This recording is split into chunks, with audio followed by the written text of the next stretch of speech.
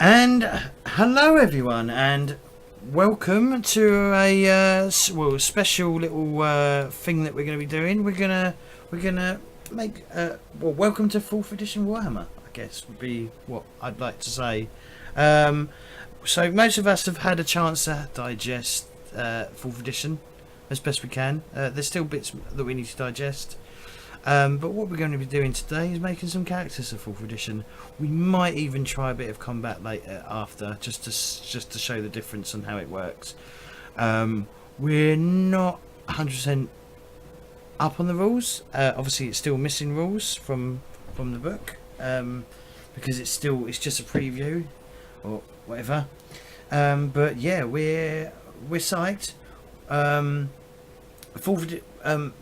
The Enemy Within campaign that we're currently running probably won't change from 2nd edition just because there'll be too much work involved to change it over. Oh, for crying out loud, yeah, good point, thanks. Should have said something. Let me quickly fix the screens. It's only because I've moved people around based on their names rather than anything else, and I've muted everyone else. There we go. Fixed. Anyway, hi everyone. As you can see, we've got one person missing, and we need to find another player, but hopefully that might happen. So, how is everyone? Excellent. I'm good. Amazing. Wow. All right, cool. So yeah, we're going to be making some characters for. I'll keep fucking fluffing around with this camera. We're going to be making some characters on Warhammer. We're going to go through each step. We're going to get people to go through it all at the same time. We'll give them the options that are available in the game because the character creation in 4th edition, you have options that you can do. Options cost you XP, but nonetheless they're options. Hi. Yeah. So basically, character creation summary is people select their species. So whether you're a human, dwarf, halfling, high elf, or wood elf. So in 4th edition, in fact in 3rd edition as well. 3rd edition people don't talk about, but they sort of split elves from being just elves to like wood elves and high elves, which has been part of the wargaming factions for quite a long time. And yeah, so they've actually like separated them. They're still the same. You just roll the same stats, but it's just a slight different viewpoint from both of them. You then roll your career. Class and career. Basically, careers are sort of like split into classes. So like you've got we'll come to it when we get to it, but you've got like peasants, warriors, etc., and then you've got appropriate careers that fall under those classes that you roll on. But you just roll a d% and you'll get something from it. We'll come to the options as we go along, but you get basically, if you go full random, you get more XP. If you don't like what you roll, you can then do something else, but then you lose XP, and then eventually, if you still don't get what you like, and you then pick it, because some of it is picking, you then don't get any XP. But you get to tailor your character to how you want. So it swings and roundabouts, I guess. Then we have to do attributes. Then we have to do skills and talents, which there is a little bit of confusion on that. Trappings page, so each class has certain trappings, and then I'm not sure about career. I don't know if you get the trappings from your starting career. I'm not sure. I don't even know if there's trappings in the starting career. I'll have to look once we get there. I can't remember. Additional details, so like a bit of background or some questions for your character to write out. Party, like there's things that you need to think of as a party, like party ambitions and stuff like that. And then bring your character to life, and then advancement page. That's really it. That's all we have to do. It shouldn't take too long. High scopes. But yeah, so we should start with the species, I guess. Which in all previous editions was race, but they've moved on from using the term race to species. So you get to choose one of 5 species. So your character will be a human, dwarf, halfling, high elf, or wood elf. They described below to help you choose, where you will also find typical opinions of each species has for others. Alternatively, you can roll a D100 and consult the random species table and gain 20 XP. I'm gonna try the random first. Alright, give us a percentile roll. And if I don't like it, then I'll go. Well, 9 times out of 10, you're going to be human, and you're Yeah. human. So the random table, well, that's weird. Okay, the random species table. So 1 to 90 is a human. If you remember from first edition, or from when we did characters originally, 18 weeks ago or 19 weeks ago, I guess. I said Warhammer's very human centric, very like focused on like the majority of the party being human. So yeah, so it's very rare for you to be something other than human. So what about you, J-Wall? Are you going to pick or are you going to roll? I'm going to roll, and I also noticed there's an error in the table because it says 95 twice. Yeah, but I think it should be 90, 95 for a halfling, and 94 for a halfling, and 96. Yeah, because then it's fair. But it doesn't say that for any of the other brackets, so it actually says the next number up. Yeah. What a surprise. You I'm are hu- human, yep. And Kitty? I'm gonna go random too. Okay. Oh no! Oh. I rolled a 95. So are you a halfling or is she a dwarf? What is she? Are you a halfling or a Of dwarf? all of the non-human things I could roll, I rolled an actual 95 that we just I talked would say about. it's supposed to be dwarf. Dwarf, yeah. Yeah, dwarf. Okay, you are a Okay. dwarf. So on your character sheet, obviously write down your species and also write in 20 XP. Bollocks. I'm using my iPad to view this. Oh yeah, to quickly answer the question about trappings, you get the trappings from your class on the first level of your career. Okay, thank you. It says that on the trappings page. Plus the trappings for your Yeah. Right, Misako has a good point. Maybe I'm half dwarf, half halfling. Domination. I don't know what that would be. short dwarf. Dwarfling. Very short dwarf. Alright, so class and career. So your class determines your general place in society. Your career describes your current job and determines your status, which also influences how much money you can earn. You can simply choose your class and career from the options below, write them down on your character sheets and move on to step 3.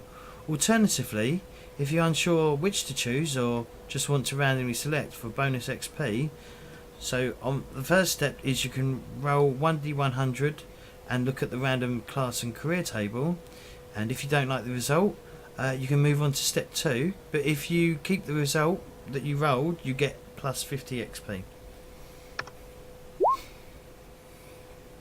76 for a human. 76 is a bawd, BAWD, which is a rogue. So I will do option 2. I will re-roll. Oh, you don't want that? Okay, option 2. So you roll twice more on the table, bringing your total to 3 classes, or 3 choices. If one of the three now suits, select one, but you only get 25 XP. So 66 is No, a river no. woman. A river woman. And 71 is a smuggler.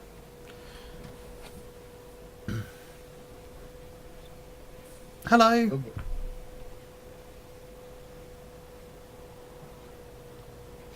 You pretty much rolled around the same area, pretty much. Yeah. Exactly. So which one are you going to go for? Bald, river woman, or smuggler? I guess you can change it to riverman. It's just like they just it's just even though it says like you could be a nun, you'd be I guess you'd be the male equivalent. A monk. Yeah. Monk. Monk. J-Wall. Let's roll. Right, 43 is a miner, as in like someone that mines stuff, not like a kid. I'm not underage now. No.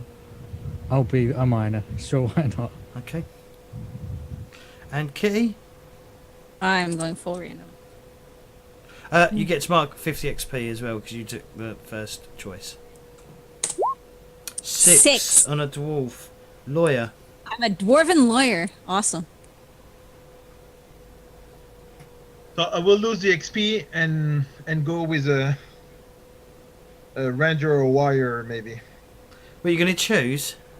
Yeah. Okay, you lose. Yeah, you lose. You lose. No, you don't get any bonus XP. Obviously, Kitty, you get 50 XP Sweet. to keep. Dwarven lawyer. I know it's crazy. But you're an academic. Learned people use their education to make a living. Often academics are the only characters who can read and write. You start with a low status but can secure important positions if they advance through the ranks.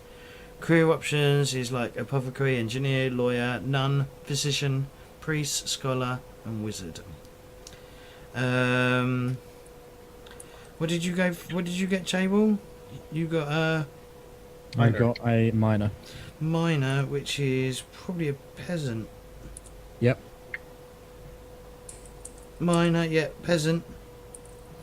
Peasant, people who live and work in the farms, villages and countryside.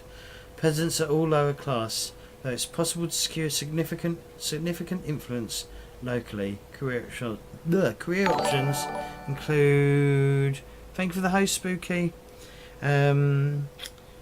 bailiffs, hedge wizards, hedge witches, herbalists, hunters, miners, mystics, scouts and villagers. When I did my random, I ended up with a mystic, which was weird. Okay, right, so once we've done career,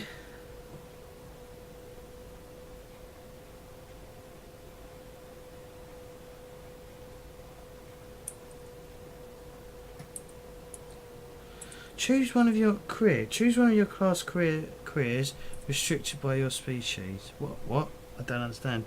Once your class is established, choose one of the careers associated with it. There are 8 careers in each class. Okay, ignore that. Right. Attributes. Right. Okay. So, in Warhammer, in 4th edition, you may notice that there's some additional stats. And an entire line has disappeared off the character sheet as well, which is the secondary thingy. Secondary stats. So there are 10 characteristics in use in tests.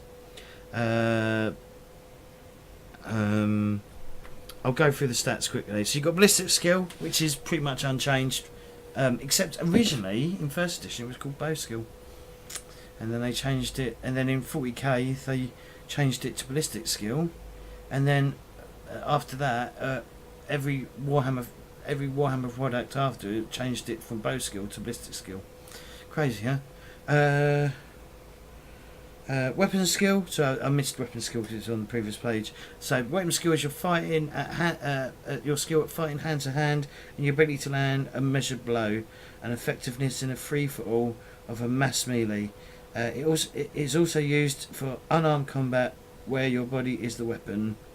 And then ballistic skill is your effectiveness at hitting with a ranged weapon like bows and throwing knives, and for throwing things generally. It's also used as a basis for other range attacks like troll vomiting. So if a troll wants to vomit on you, it's going to roll its ballistic skill to puke all over you. Strength, how much damage you do in melee and how much you can lift, and how good are you at things like swimming and climbing, which involve like strength to like move your body. Toughness is your physical hardness. It helps you survive damage in combat, but it will also help with things like surviving harsh conditions and standing up to poisons. So yeah, it's basically your toughness of your person. Red toughness. Initiative. Speed of thought and reaction, especially in the heart of battle or heat of battle, and when under pressure. It determines combat order and helps you be the first to react to danger. It also determines your power of intuition and perception. Agility, physical coordination and natural athleticism, and the basis for things like running, riding and hiding. It's also used for dodging blows in combat. And then we have dexterity, your affinity for performing fine and delicate manual tasks like playing a musical instrument or skilled manufacturing. It will also help with things like sleight of hand and pickpocketing. So yeah, so initiative is like speed of, and initiative is something like would be like your mental quickness. Agility would be like your actual physical speed, and then dexterity would be more like your manual dexterity with your hands and finer details and stuff like that. Intelligence is your power of thought, analysis and understanding, useful for healing, evaluating and general knowledge, and vital for the understanding and casting of magic spells. Willpower, general strength of mind and your ability to shrug off difficult and plough on with the job in hand. It helps with resisting all sorts of influence and coercions and guards against fear and terror.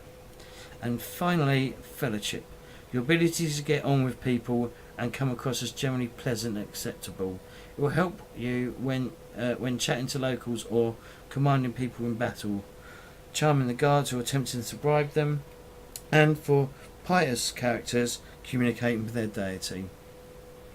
So they're the main characteristics that we have in this game, and as you know, as you well know probably from 2nd edition, that most of them are pretty much unchanged from what you're used to. What you're used for, whatever. Obviously now there's 3 sort of like dex, agility and initiative that have now sort of been split into like more defined things. So yeah, so we'll start. So there are options here. So determine your characteristics. So the first option, which is what we do, everyone does, what I also suggest for us to do as well, for future reference, because of what happened with 2nd edition, just write down what you get and where you put it, alright? Somewhere that you can keep hold of it, so that you can always refer back to it, just in case like the character sheet changes and we lose all the stats and I'm having to figure out things, so that we've got a record or a permanent record of what we had beforehand. Okay, so step 1 is you roll 2d10 for each of the 10 characteristics and make a note of the results. If you feel your character would be improved, if you swapped around some of the dice roll results between characteristics, move on to the next step. If you stick with your random result and add the dice to the bonus for each characteristics from the attribute table, write them down on your character sheet and you gain plus 50 XP. So I guess we'll start with Bohemians. So you're human, aren't you? So so weapon skill is 2d10 plus 20. Yeah, but I have to choose my career first, no? Did you not choose your career? I thought you'd already done that. No, I want a warrior, but I want your suggestion. I could be either a knight, a pit fighter, or a warrior priest. You're cool. Huh? It's your call. I'll try warrior priest. I never played Okay. a warrior priest. Warrior priest it is. Oh god, that means I'm going to have to lose the magic, I think. Alright. I can respect that choice. Well, they will. I think they use magic. They wouldn't. They don't use like magic, but they use like. Well, I don't think at the lower level. I think you get that. You get visions and. Maybe you might get access to like petty magic divine, miracles or whatever they want to be called. But that's long time from now. Maybe. It's All not right. less. Of the shade. All right, so weapon skill then, as you've picked. Okay. So For humans, it's all going to be 2d10 plus 20. There we go. Jay will said warrior priest starts with bless. Press. They can press stuff. What? Nothing. So I roll 2d10. Yes, please. So this is for your weapon skill.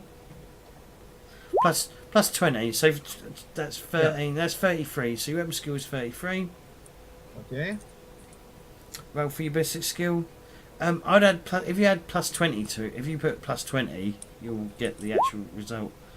Oh dear, that's really bad. 24 for your ballistic skill. Yeah, well. Trust me, I rolled utter wank the other day. 32, average. Strength. Yep. 32 for strength. 31 for toughness. Very average. 39 for agility.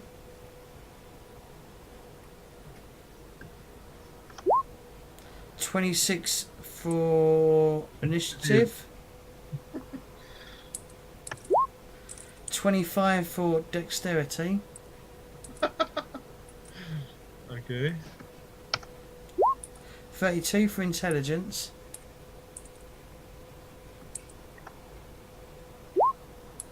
39 for willpower.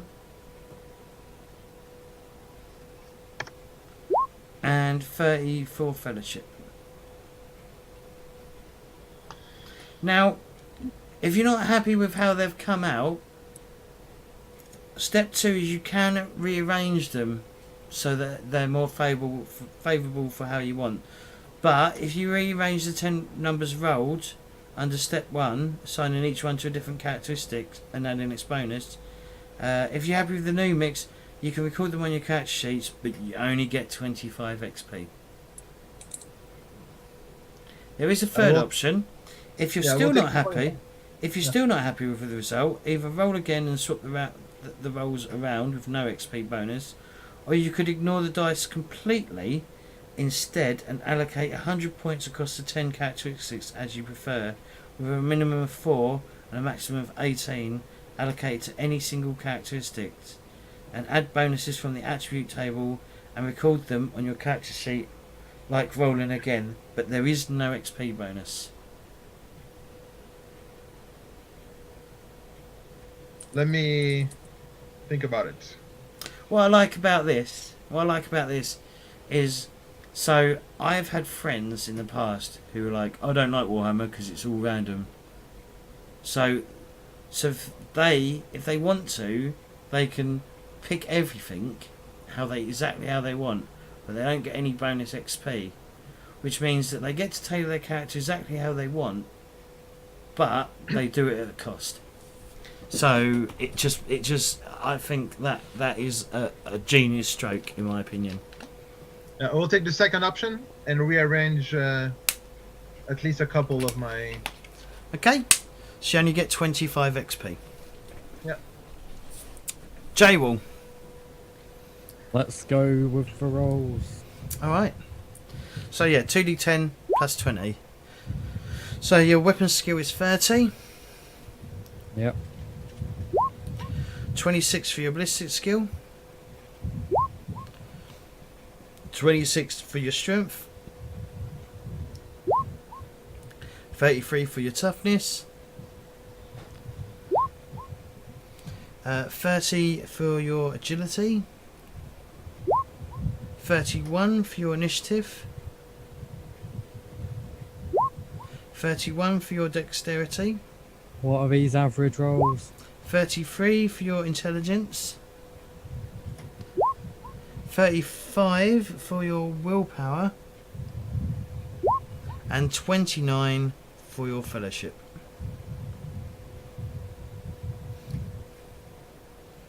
I'll stick with that. Okay. You get marked down 50 XP. Alright, Kitty. Alright, okay, I'm gonna roll. Okay, so your first roll will be 2d10 plus 30. Yeah, I got the chart up here. Okay, alright, cool. 42, so your weapon skill is 42. Write that down. Yep. Your ballistic skill? It's plus 20. 36.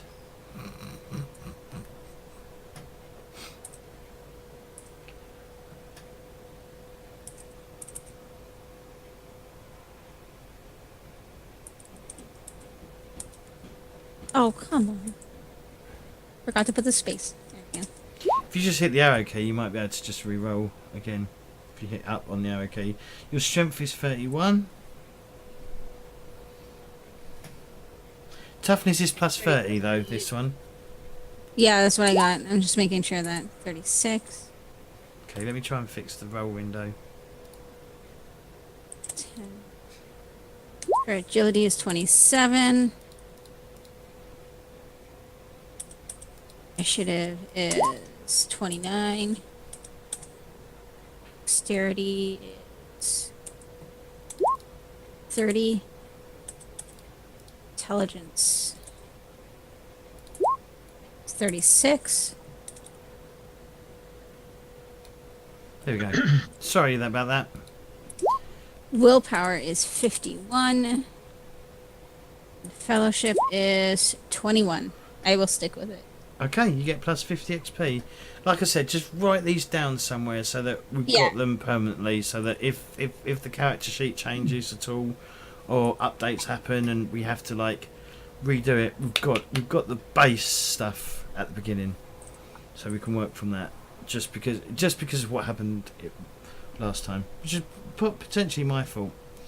Okay, so Just you a warning. Just a warning when you write it down on your on the character sheet. It's the opposite. Initiative is first and agility is second. okay. And that's the problem of the book. They have it upside down. So Okay, well hopefully they'll fix that. Yeah. So most of this will be worked out for you because we're using a cat sheet on Roll20. But your wounds, is it across the board? I think it's across the board. So wounds is generally your strength bonus. What is your strength bonus? Hang on.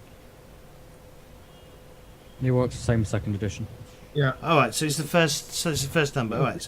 So your strength bonus plus two times your toughness bonus, Yeah. plus your willpower bonus. So, for example, Bohemius' toughness, so strength is 33. So his strength bonus is 3. His toughness bonus is 3 as well. Times 2, that's 6. That's 9. And then his willpower is 30. Here's a dungeon That's plus dose another of 3. So his genuine wounds is 12. adventuring.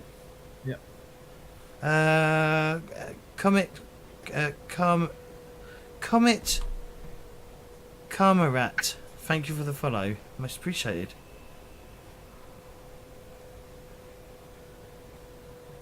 Yeah, the spreadsheet does work out your base wounds. Yeah, so it should all work that out for you. So for example, if we quickly jump here, where you should be able to see everything, I could make this screen a bit bigger actually, because. Let me just sort this out. Just give me a sec. There we go. That's better. So if you look, so strength bonus is. Hang on, you can't even see the mouse.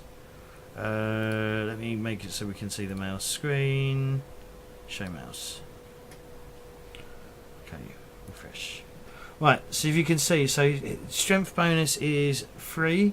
His toughness bonus times 6. Times 2 is 6, and his willpower bonus is 3. Not sure what that is. Oh, that's Hardy. Okay. So he's got 12 wounds. If we look at Kitty,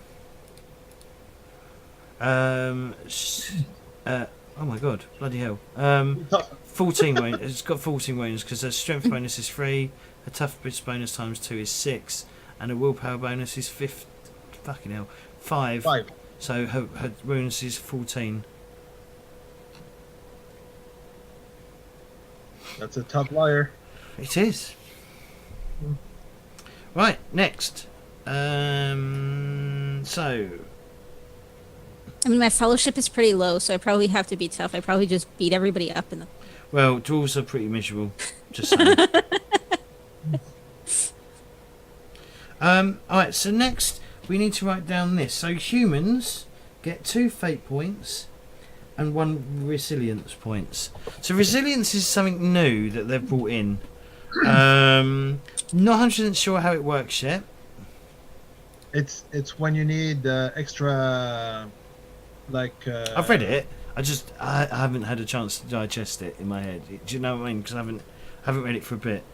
So what is it? Hang on. So fate represents your destiny and is directly tied to your fortune, which represents your luck. And then your resilience is your inner strength, which is directly related to your resolve, defining your grit. Your resilience also comes with a motivation, which is a single word or phrase describing what drives your character forward. Unfortunately, page reference numbers are just at the moment, so very Star Wars influenced. So humans start with 2 fate, 1 resilience, and dwarves start with 0 fate points and 2 resilience. But you have extra points to. I'm just going to get to that once we filled it out. So we don't scare Kitty, but she has no fate.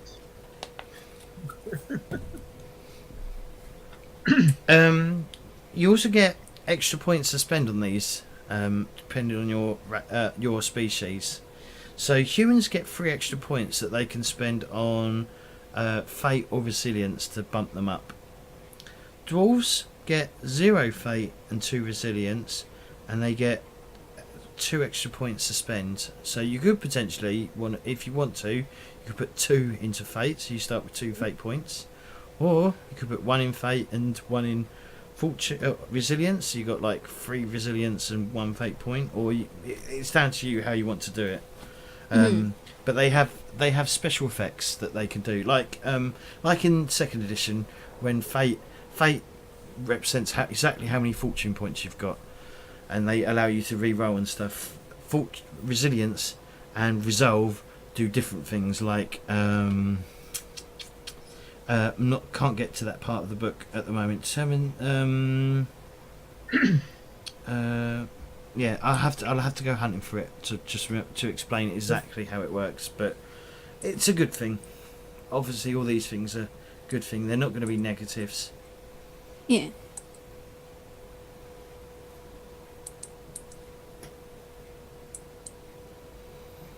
They're very useful for battle. I'll quickly go and see if I can find them. If anyone knows the page number of the PDF, then fucking shout it out, and I will get to it quicker. I'm searching for it right now. I'm having to wait for the bloody PDF to load. Rules reference, fate and resilience, page at. Yep. That's very. Oh, here we go. Page 170, fate and resilience. In the PDF, it's page 170.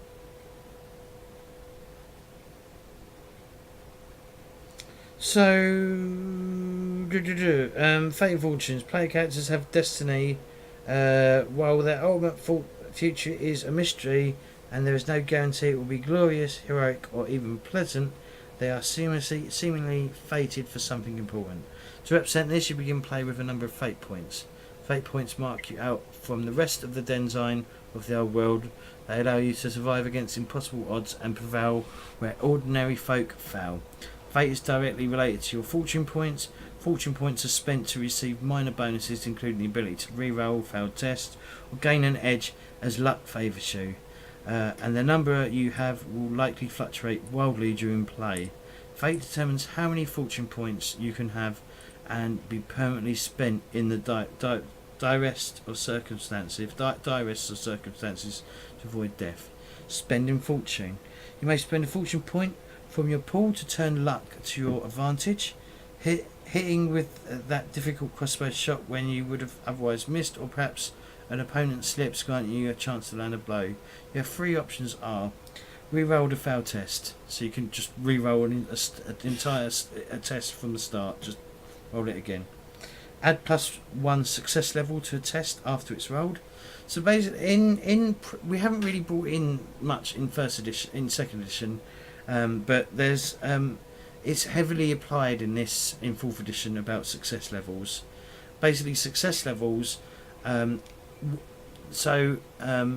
example, in combat, in 2nd edition, where you would roll to hit and then you have to roll damage, you don't roll for damage anymore. You just roll, and they roll as well. So it's an opposed test between you and your opponent, and as long as you roll under your stat and they roll or whatever, is that right? It is, isn't it? You still need to roll under your stat, don't you? Yeah. But you also got their stat as well, and I can't remember. But you look at the difference. So depending on, so say if they rolled a 46 and you rolled a 21, you minus so you look at the 10 unit and the 10 unit of what they rolled. So they rolled a 40, you rolled a 20. You minus the 20 from the 40 leaves 2. You got to two success levels better than they did. And then you'd add, like, so if you was trying to do damage, you'd roll, so the success level, so if you got 2, it'd be 2 and then plus your damage. So you don't actually have to roll for damage.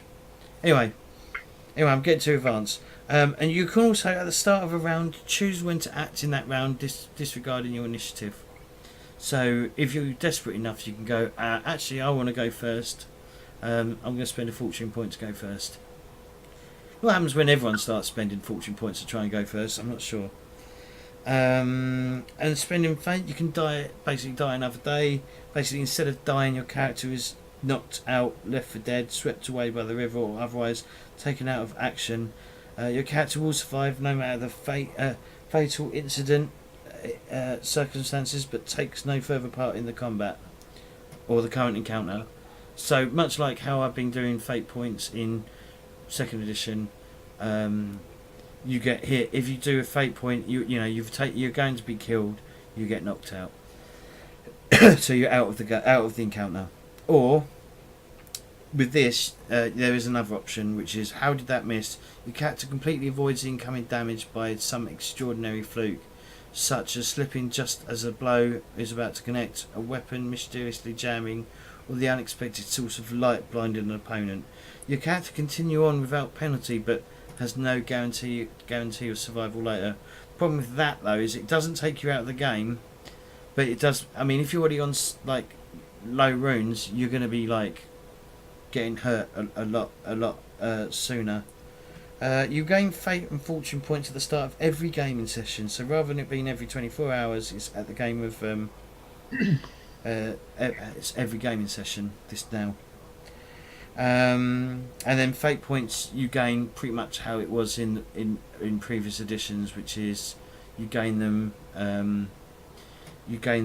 based on your deeds in the game. If you do something exceptionally noteworthy, then you gain a fate point. Resilient in resolves. While fate point represents your destiny, perhaps chosen by some distant, uncaring deity, resilience is an indication of how your personal drive and determination to endure and overcome no matter the obstacle you face. Like fate, resilience is directly linked to a pool of points, this time called resolve. Resolve points are spent to push through minor obstacles, such as ignoring the negative effects of a critical wound for a round or removing a condition. Resilience determines your upper limit of resolve points and can be permanently spent to push yourself through seemingly impossible situations. Suspending resolve. You may spend a resolve point to draw upon your inner reserve, make you confront a terrifying ogre without flinching, or ignore the effects of even the most powerful of blows. Your choices are: become immune to psychology until the end of the next round.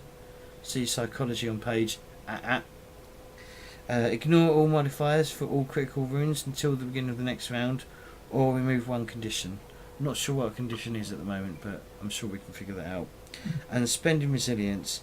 You may also choose to spend resilient points to defy the corruption curling within, or to succeed where it would seem certain you would fail. Here you have the following two options. I deny you. You may choose not to develop a rolled mutation, because you do not mutate. You do not lose any corruption points, so you see corruption on page. It's not got a page reference at the moment. And then I will not fail. Rather than roll the result of your test, you choose the number instead, allowing you to succeed even the direst of situation. In a opposed test, you always win by at least one success level. You can even choose to do this on a test already failed.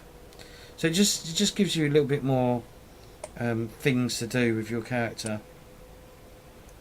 But yeah, so you can basically buy whatever you want. You can, with those spare points, you can sink them into anything you want. You can be balanced, you can be unbalanced.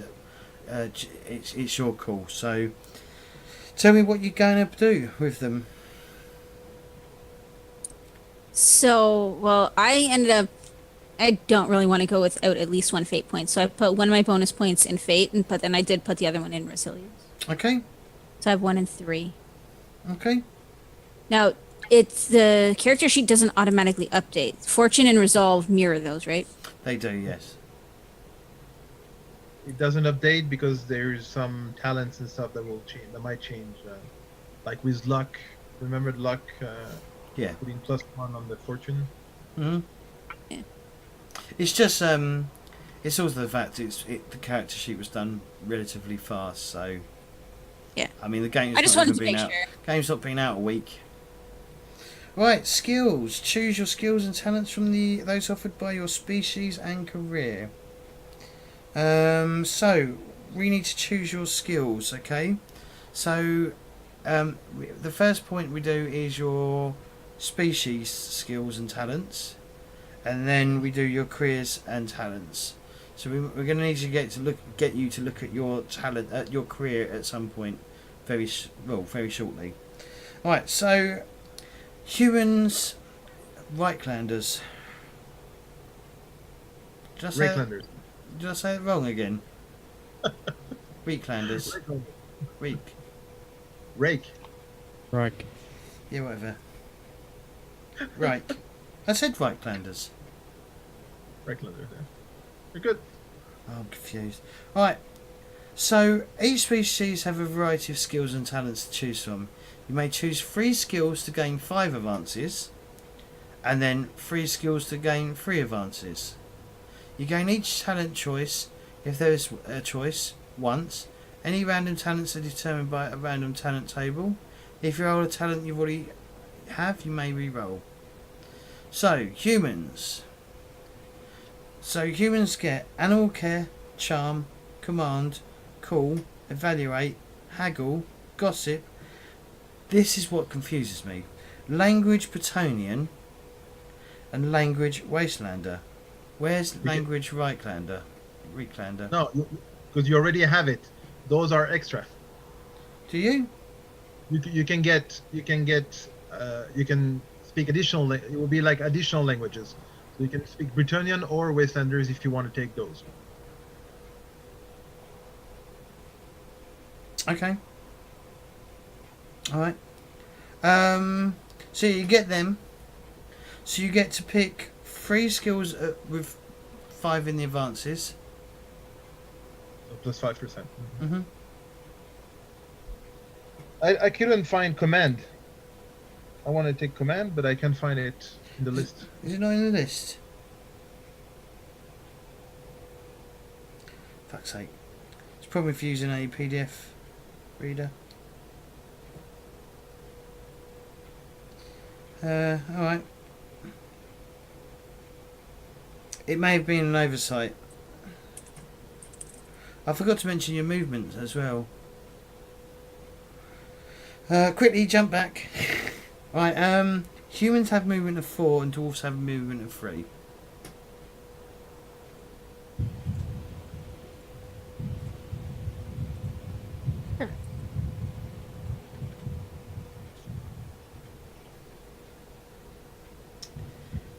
Right, so yeah, so you get to pick 3 skills at 5 and then 3 skills at 3. That applies to you, Jay, well, obviously. And then Kitty, you get consume out these. So you don't write these down or anything, but you get to choose from this. Yeah. You get to pick basically 6 skills. So consume alcohol, cool, endurance, entertain, storytelling, evaluate, intimidate, language, Kazakh deal, whatever, law dwarfs, law geology, law metallurgy, melee basic, and trade anyone. So you get to pick 3 at 5 and 3 at 3.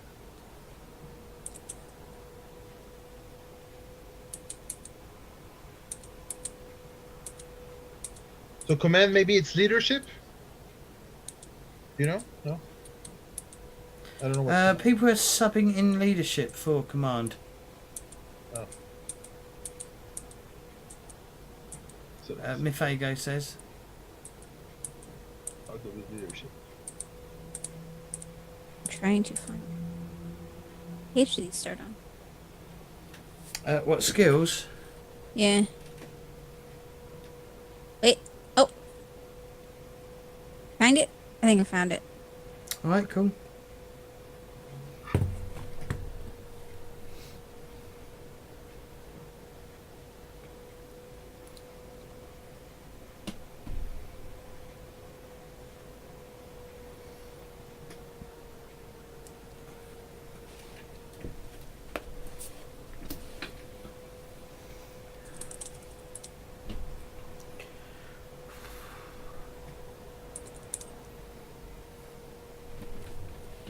Let's see.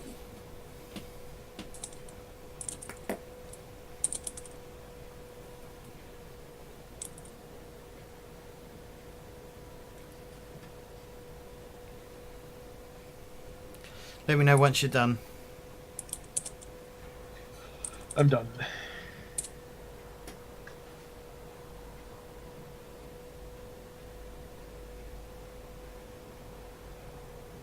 Okay, so Bohemians, you also get talent. You get some talents as well. So you get doomed, Yeah. We're all doomed. savvy or suave, I'll take savvy. and then you get 3 random talents. So you need to roll me 8%. I'll roll 3 times, please. Okay, let's go for it. 26 is hardy. I'll take that. 41 is marksman. I'll take that. And 70 is savvy. So I'll have to reroll. I have it. Yep. 24 is flee. Come on, Lee. Okay. Flee with an exclamation mark. J-Wall, how are you doing on the skills? I was just deciding. I've done my skills. Okay. Alright, so you get doomed. These are talents, obviously. Doomed. Savvy or suave. Savvy is +5 intelligence, and suave is +5 fellowship.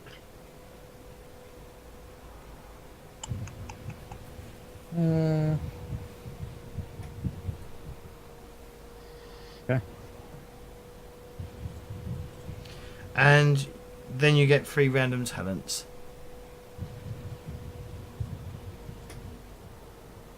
Okay, I'll roll for those.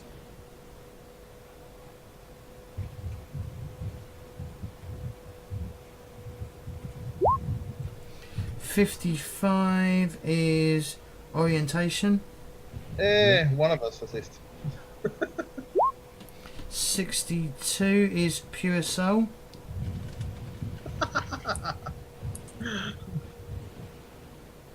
Yourself, okay.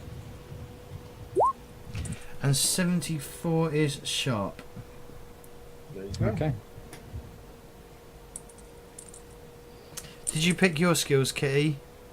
Yeah, I did. I'm just typing them in now. Okay. So I went with entertain, storytelling, intimidate, cool, language, lore, and then melee because everything else would probably help me in the courthouse. The melee is because I'm really stuck at fellowship, so I probably get into some fights over here. Okay. Right. So talents. So these are the talents you get. I don't think you get any random ones. So you get magic resistance. Okay.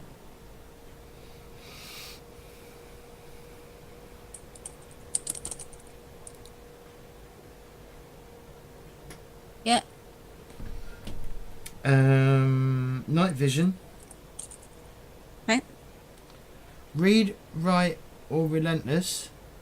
Okay, now, do I get things from my career? Because if I get read or write from my career, Now you get. like, So do you hang get on, I've anything got to from the sneeze in a career? second. Go with relentless. Well, I'm a lawyer, so I have to be able to read and write. But you'll have them in your career. Blade clips. No, fame that's for what the I'm host. That's what I'm asking though. What? Is do you get Now it works differently in this. Just give me a second. Yeah. That's why I wanted to double check. You'll have only one talent. You only get one talent from your career, as opposed to all of them, like you did in second edition. So yeah, you'd Okay. have to. So you'd have to deliberately use your talent, read and write, To from get the read and career. write. Yep. Okay.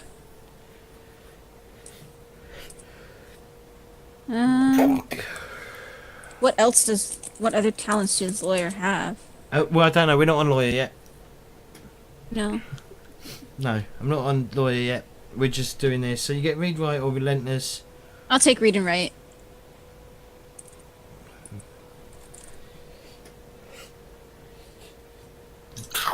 You then get resolute or strong-minded. Now you got to understand. I don't know what they all do. That's I have no idea. Let's just choose blind and go with resolute. Resolute, it's +1 to your whatever resilience. No, what is it? Resolve. Excuse me. And then Warhammer's great. That's all I'm going to say. I'm very biased. And then you get sturdy, if I didn't say that before. yeah, I got it. So we know who's carrying the stuff now.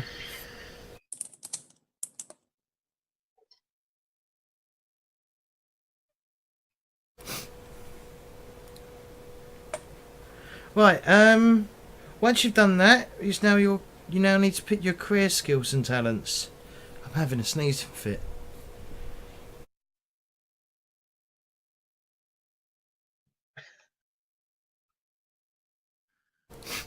Is that better?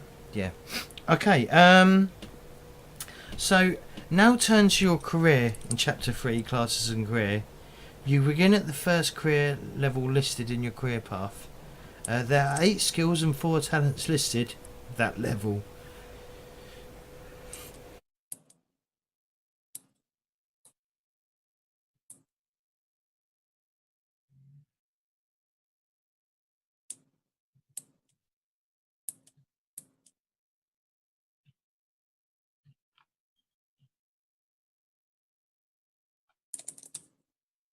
There we go. Hey, Abby, how you doing?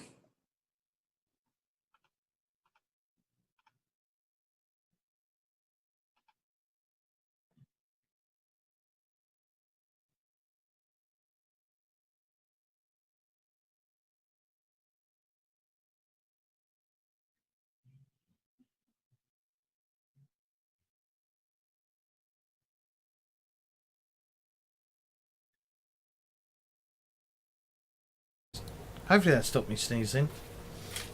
And there's the tissue. So you get 4 skills. So there are 8 skills and 4 talents listed with that level, and you can choose which of these you are most proficient at. You get to spend 40 points of advances to your 8 starting skills, with no more than 10 allocated to any single skill at this stage.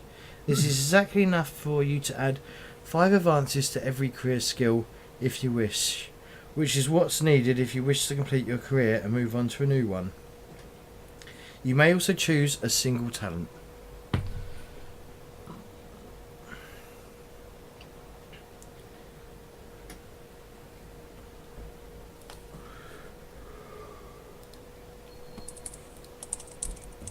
Page 30. What's page 35?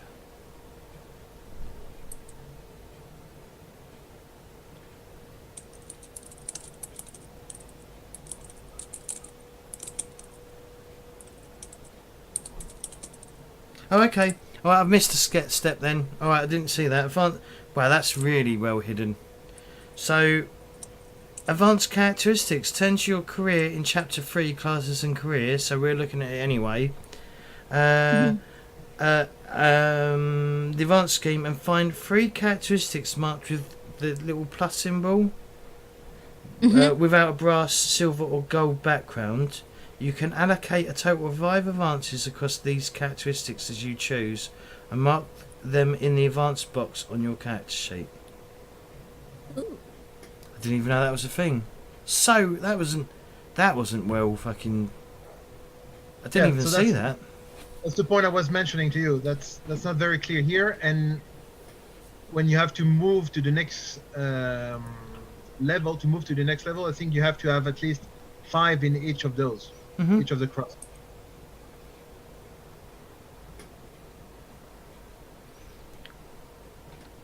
That could be a bit more clear.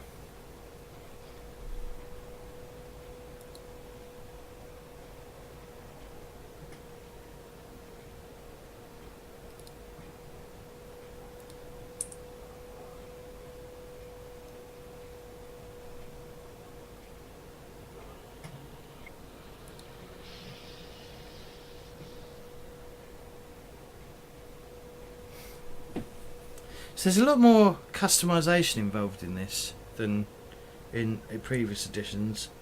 Don't ask me about third, because even though I own it, I've never really played it.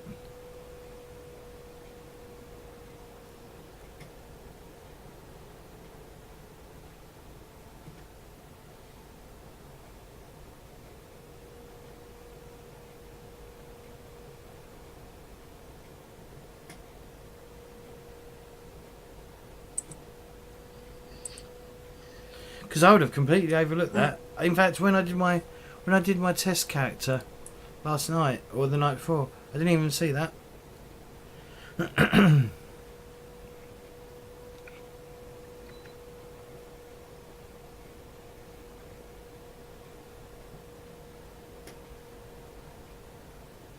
So yeah, so you got 5 advances to characteristics, and you got 40 points to spend on skills. And then you get to get 1 additional talent.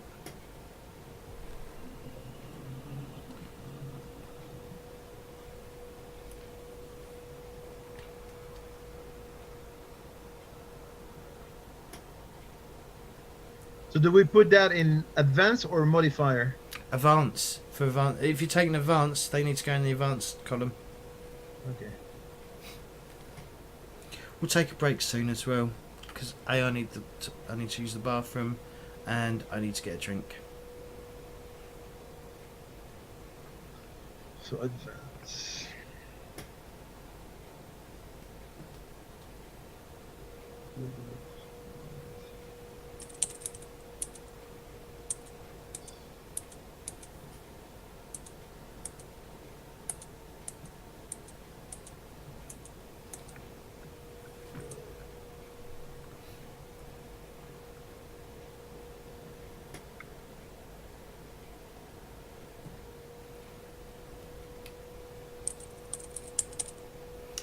Just let me know when you've done that.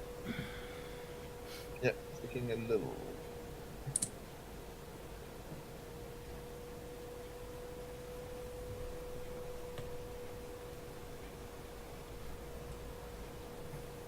Thing with Warhammer is you don't really need to know much about the world. A, because your character doesn't know much about the world, and it's pretty much early Renaissance Europe. Pretty much is the best way to describe Warhammer, setting wise. It has a lot of the same, like, you know, nobility are just, you know, they're beyond, you know, beyond the scope of most starting characters. Things like that. You know, in Warhammer you generally play the downtrodden, the people that are overlooked, the people you wouldn't expect to be heroes, who become heroes because of fate and fortune, have called them to become the heroes of the story. Usually involving getting into affairs way over your head. But yeah, Warhammer's definitely like one of my favourite. Well, as I've said before, is one of my favourite games ever. I prefer it over Dungeons and Dragons. I just think it has more flavour than Dungeons and Dragons. I think the setting's more interesting. Yeah, that's my opinion. But I guess I could be wrong. But yeah, it's definitely one of my favourites. Right, do you guys want to go for a break?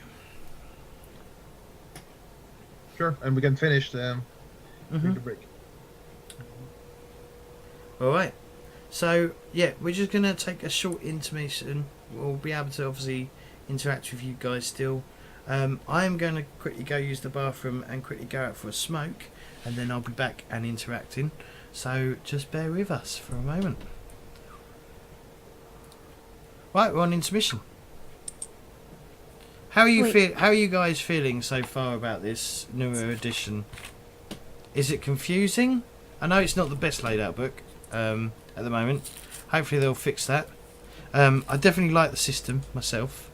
I was gonna say, so far what I see, I'm kind of liking. I like that you can go full random, or you can tweak it a little bit.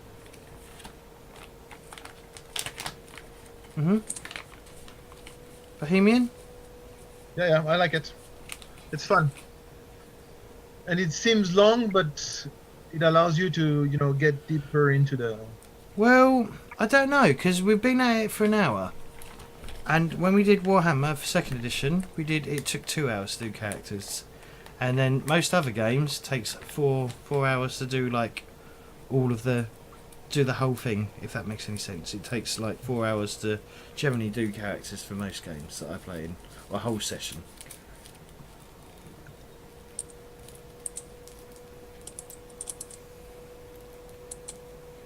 Right, I'll be back in a minute. I'm just going to put the water down. I'm going to go for... Yeah, whatever.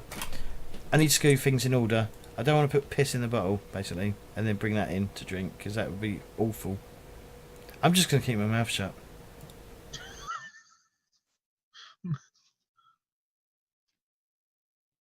I need to make sure that I did my math right. Probably didn't, by the way. I suck at math. So.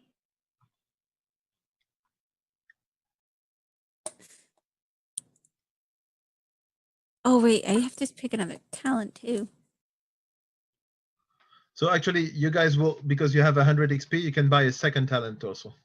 Oh crap, I forgot to give myself XP. What else did I get XP from? I know I randomized everything. I got an extra 50 from something, didn't I? Yeah, so 20, 50, 50.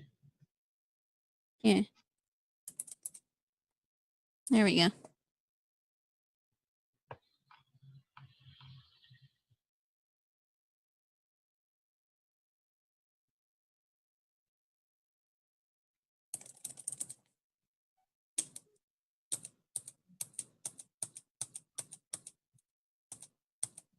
Oh.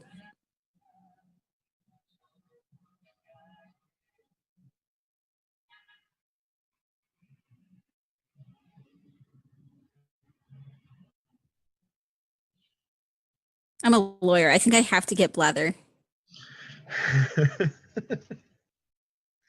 Yeah, if you don't have a lot of fellowship, I think you have to reinforce it with talents and skills.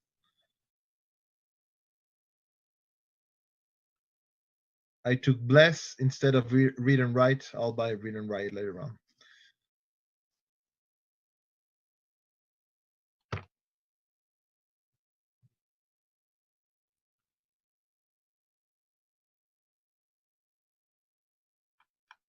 Yeah, my math sucks. That's cool. I can fix that.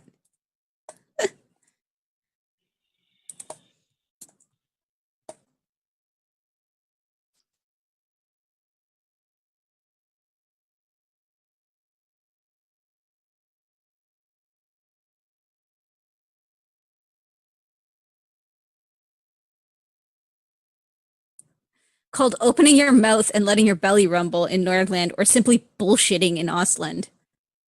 Blathering involves talking rapidly and incessantly, or talking volubly and at length about inconsequential or nonsense matters, and is used to verbally confuse and confound a target.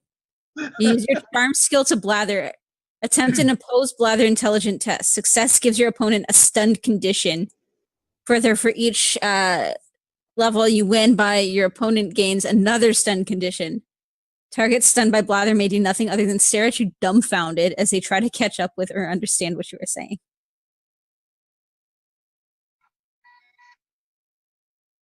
Once the stun condition comes to an end, the target finally gets a word in and may not be best pleased with you.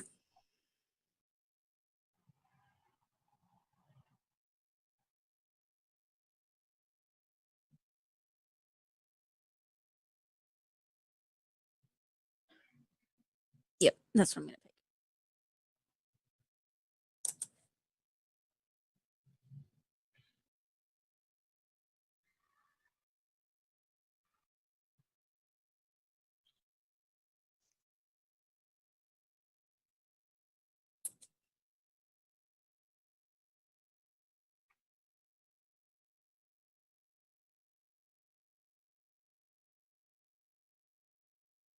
Yeah, fishy, that's what I like. Like I'm trying to go all random, so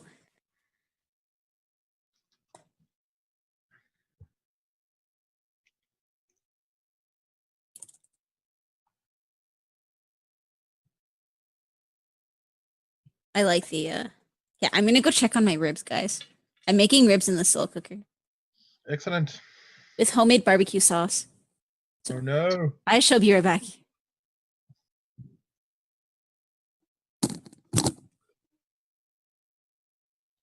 So how is everybody in the chat?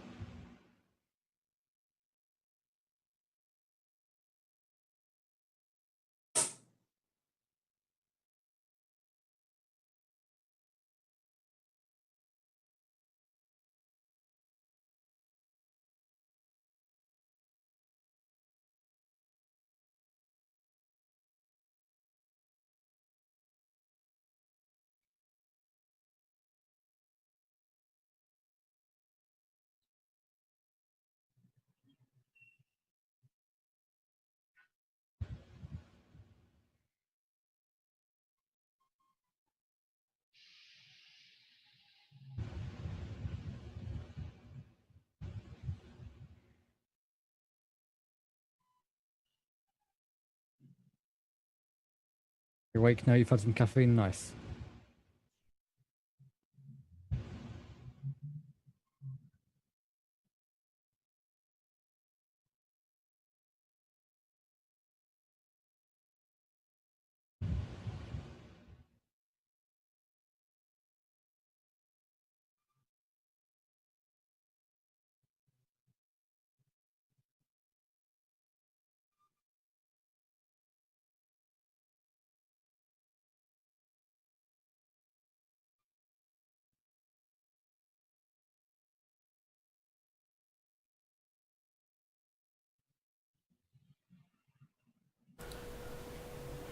Guess who's back?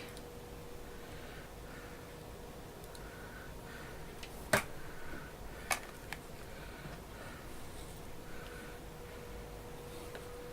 god, I'm tangled up.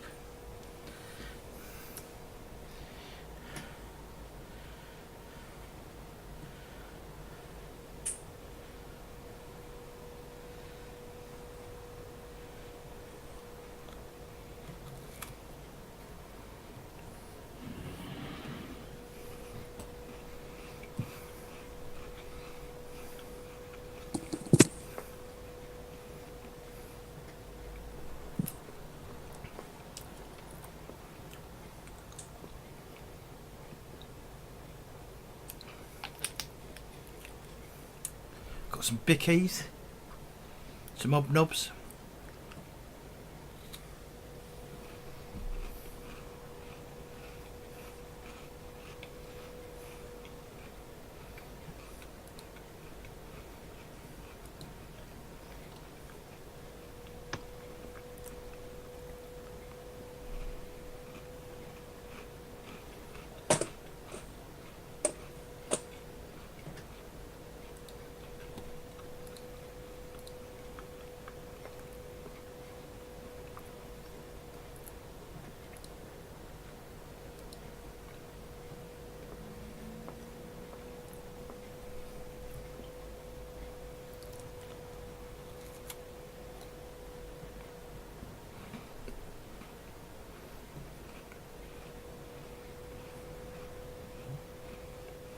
I'm like dreading my ribs starting to smell good because then it's just gonna make me hungry.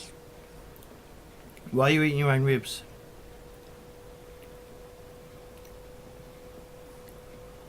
That's almost as bad as my joke earlier off stream. They are gonna be delicious though. Made up homemade barbecue sauce. How do you make a homemade barbecue sauce? Essentially, you just put brown sugar and ketchup, and then add whatever spices you want. So I usually do brown sugar, ketchup, and then I put a little bit of maple syrup, some paprika, Cool. and some cayenne, and then a little bit of salt. You don't scream Canadian at all, do you? Usually, I like to have liquid smoke, but I don't have any of that right now. Add to it. Liquid what? Liquid smoke. Okay, what? They take so they burn like all the flavorful woods, so like you can get mesquite or whatever, or apple wood, that kind of stuff. And then they somehow filter it so that it goes into I don't know. I'm going to assume they probably use an alcohol base because that's usually what they use to trap flavors. And then it just comes in like a bottle about this big. Kind of like the liquid spices like mint and vanilla and stuff. Liquid flavors. So Zogchug, so he said, I've played a lot of first edition Warhammer back in the day. As a GM, what should I buy if I want to GM 4th edition, and what books do the players need? You just need the one book right now. That's all you need. There's only one book to get, and that's the main rule book. And that is at the moment all you will require. Well, potentially all you will require to run the game. There will be. I guarantee you there will be splat books and stuff. Well, source books I guess is the actual term, but I guarantee you there'll be one for Magic down the road. There'll be one for Faith and stuff. And I won't be surprised if they don't do a career compendium and basically make all the careers that were in previous editions represented. But yeah, right now that's all you need, and you can get that from the Cubicle 7 website.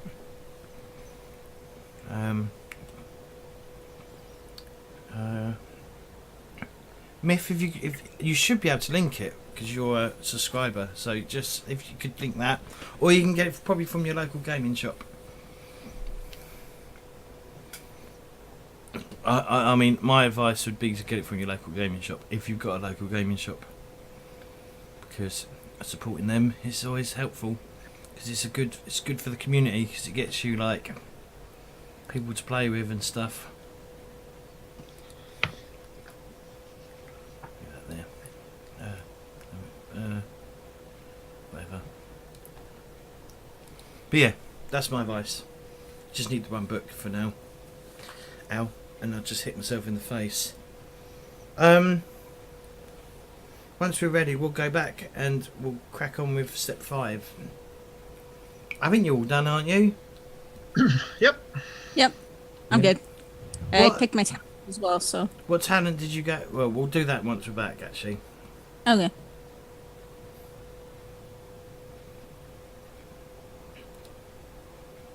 Right. Yeah, I'm going to move that down.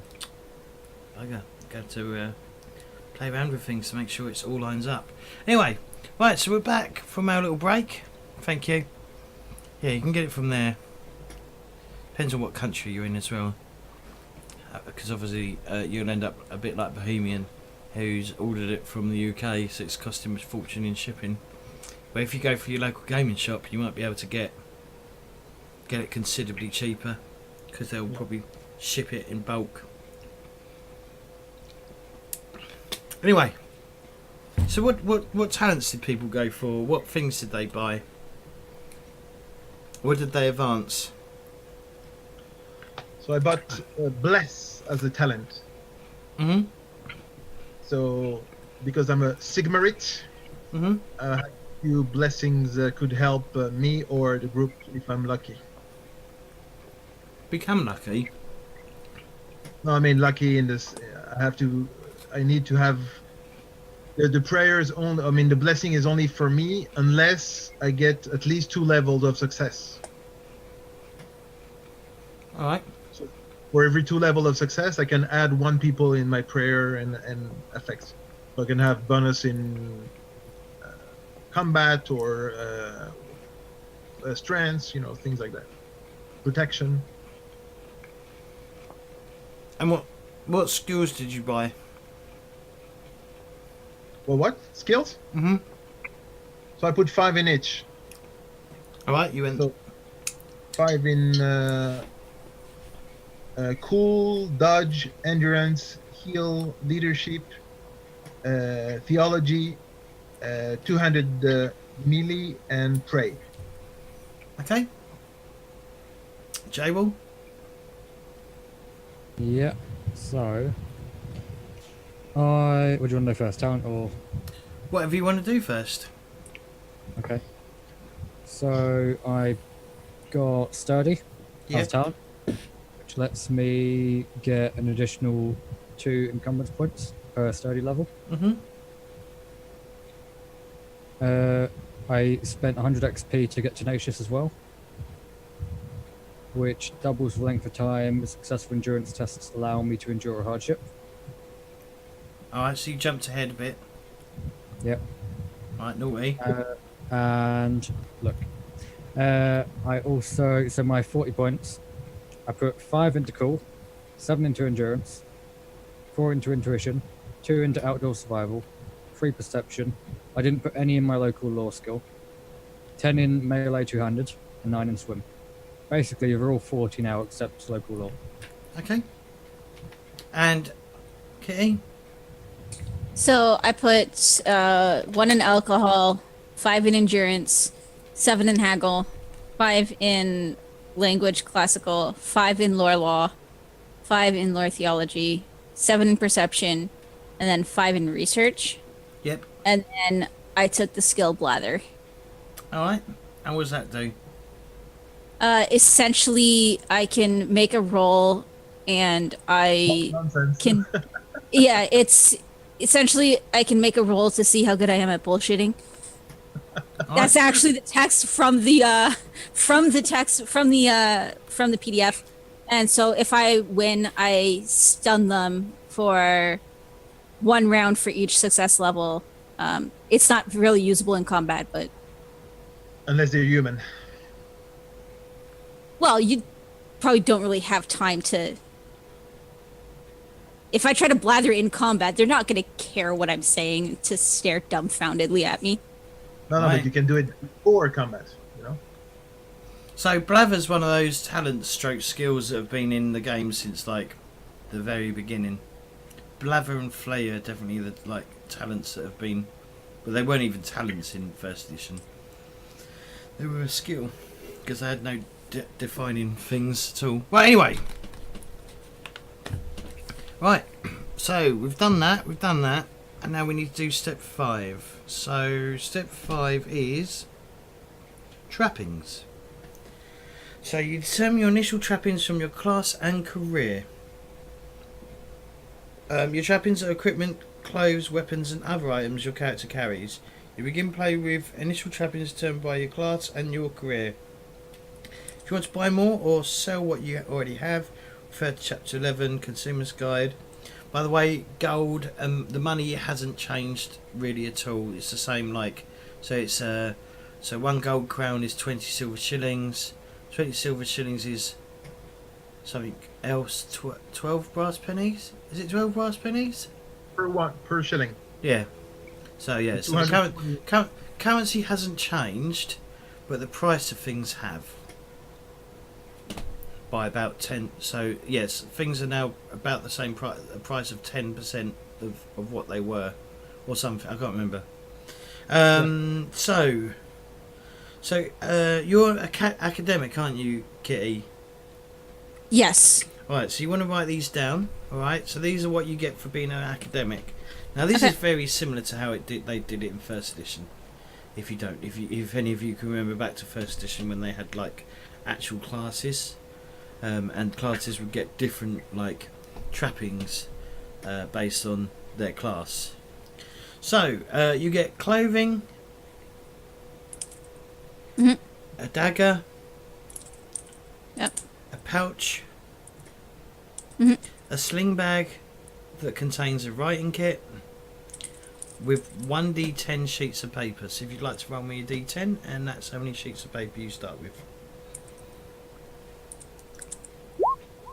8 sheets of paper. Bohemian, you're a warrior, aren't you? Yep. So you get clothing, a hand weapon, a dagger, and a pouch. And J-Wall, what are you? You're a peasant, aren't you? Peasant. So you get a cloak, you get clothing,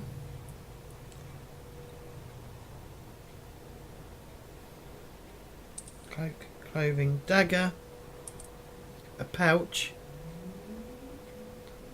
a sling bag containing rations for 1 day. You got food. For 1 day. And then career trappings. Every career has a list of trappings for each of its 4 levels. You begin play with all the trappings listed in the first level of your career path. Find the appropriate trapping list in Chapter 3, Careers and Classes and Careers, and record them on your character sheet.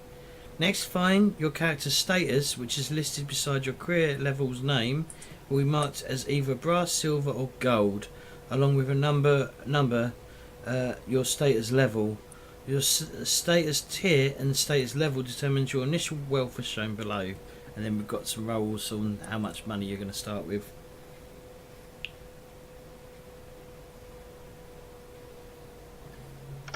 I think you can write that. What's that? 20 brass. Alright, Okay. you've jumped ahead, but okay, we were going to do that. Oh, I thought that's what you said. You were No. reading. Yeah, no, I was going to do it in a bit, once everyone writ down their trappings. Okay.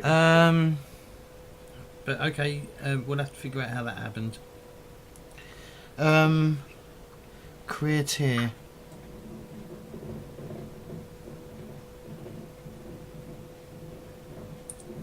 Status.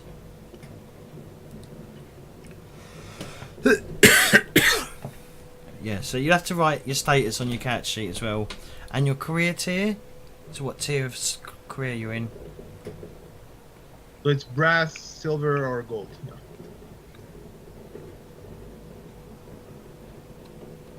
Wait, so where do I get my status again? So it should. So it's saying here you should find your character status, which is listed beside your career level's name. Okay. So. So it says, for example, on mine it says novitiate, brass 2. So it means Okay, so I'm brass 4. exactly. So it's 4 times 2d10. So 8d10.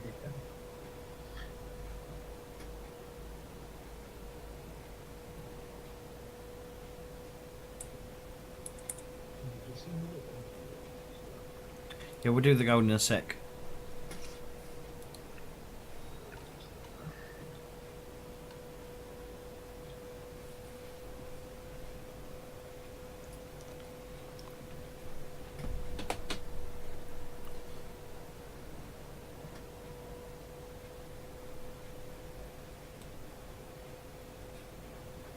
Let me know once you've done your trappings.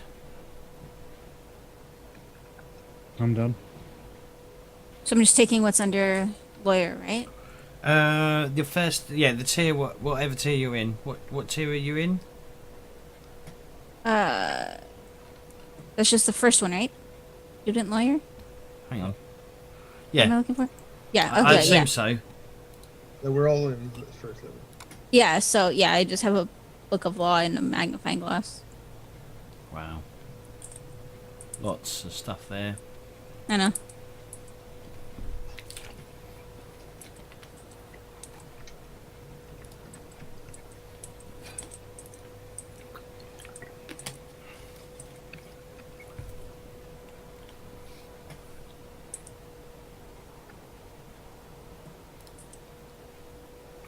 What's career tier then? Would that be the name of what career you're current, like the state level of the career you're in?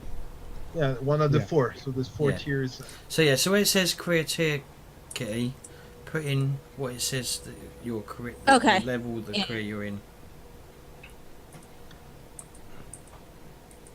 Right, Jay. Well, what's your career standing, or what's your career status and level? Brass 2. Brass 2. So you need to roll 4d10, Yep. and that's how many brass pennies you start with. Yep. Yeah. 4. 26 brass pennies. Ooh, that's 1 silver. Yeah, I have exactly 1 silver. And then, Kitty, you get to roll. So it's 2d10 brass pennies per status level. So you got 4. That's going to be Yeah. 8. Is that 8? Hang on. Yeah, 8d10. 60. Yep, you start with 60 brass pennies, which is 3 silver.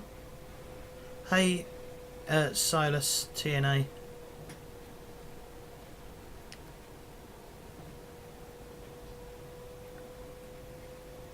Three silver.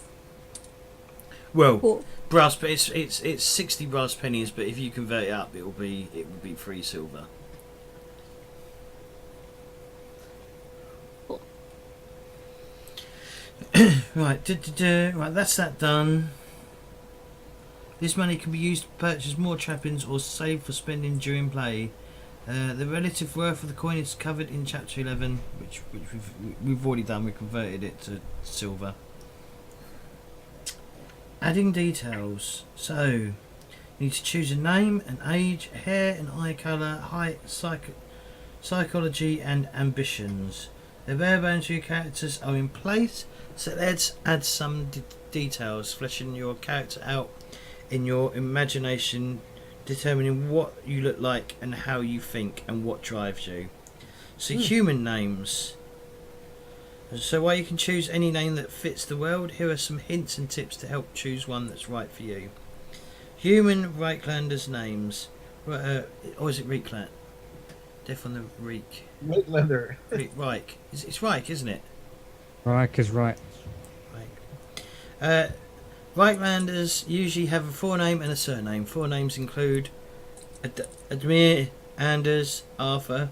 Dynamic names, basically. Just pick a name.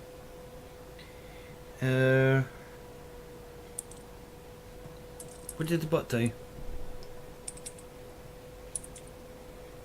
It's because Oh. there was no space between the full stop. It thought it was all.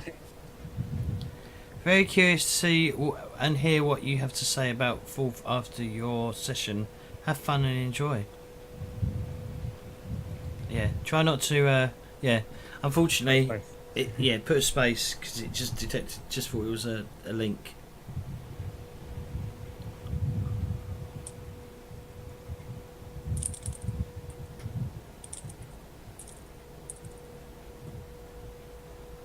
Quickly, were you, Kitty and Bohemians? Are you going off of the silver being 20 or 12 brass pennies? It's 12 brass pennies for. Okay. I just put in 60 brass pennies. Yeah, 'Cause I yeah, don't me want to do math. Did I fuck up? In saying the conversions. Yeah, but it's okay. Because you said like 60 is equal to 3 silver. yeah, it wouldn't be. That's me fucking up. All right, ignore me. 5 silver, but it's okay. Which be 240 brass pennies to a gold. Yeah.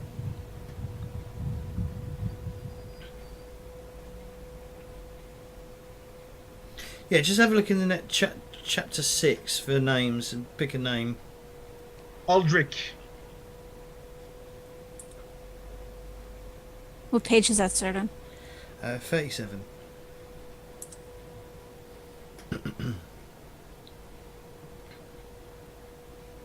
Oh, then we get to roll for age. And then we get to roll for eye colour, and then hair colour, and then height.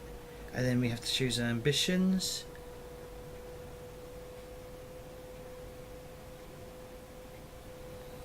I'm disappointed that elves get a name generated but not humans or anyone else. No, because they have. Well, I've They got a add name up- generator. Yeah. I've got one from second edition. I don't think that's gonna. I don't think that's changed. So my name is Aldrich Wurlitzer. Wow, you do pick weird names. I have an app that's a random. It's called Fantasy Name Generator. Bang. For Warhammer, It works for many games, and Warhammer is included. And you can have humans from different human regions, and then can we time The app Max is out? called- By the way, can we Bang. time Max out for saying that the world needs another battle royale game?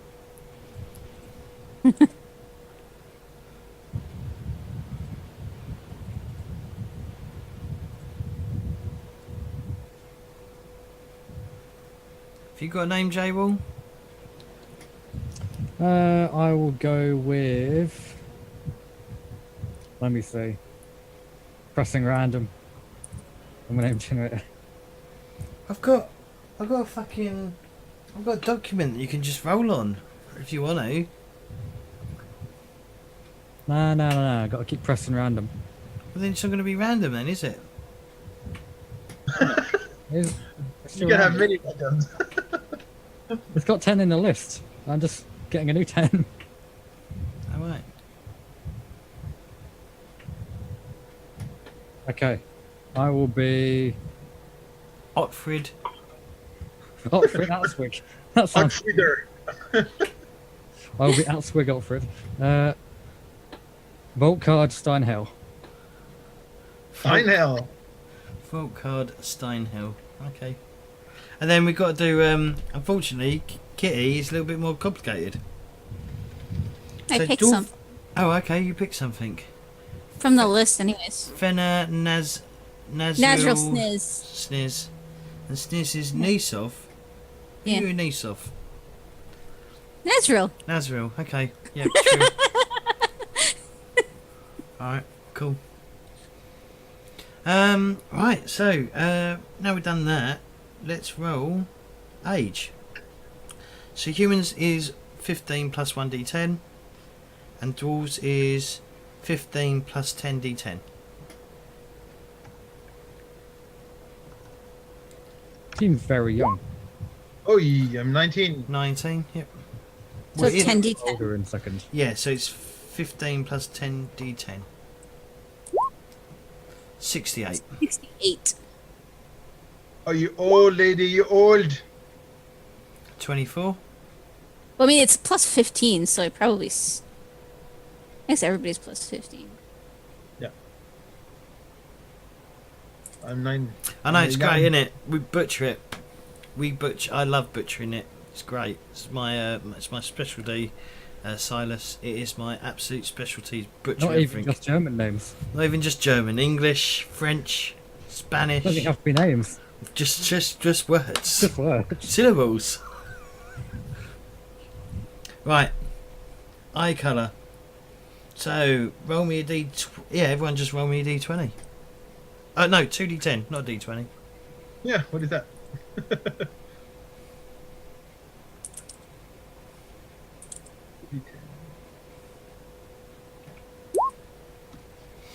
So crimson is 14. Dark brown hair, dark brown eye colour.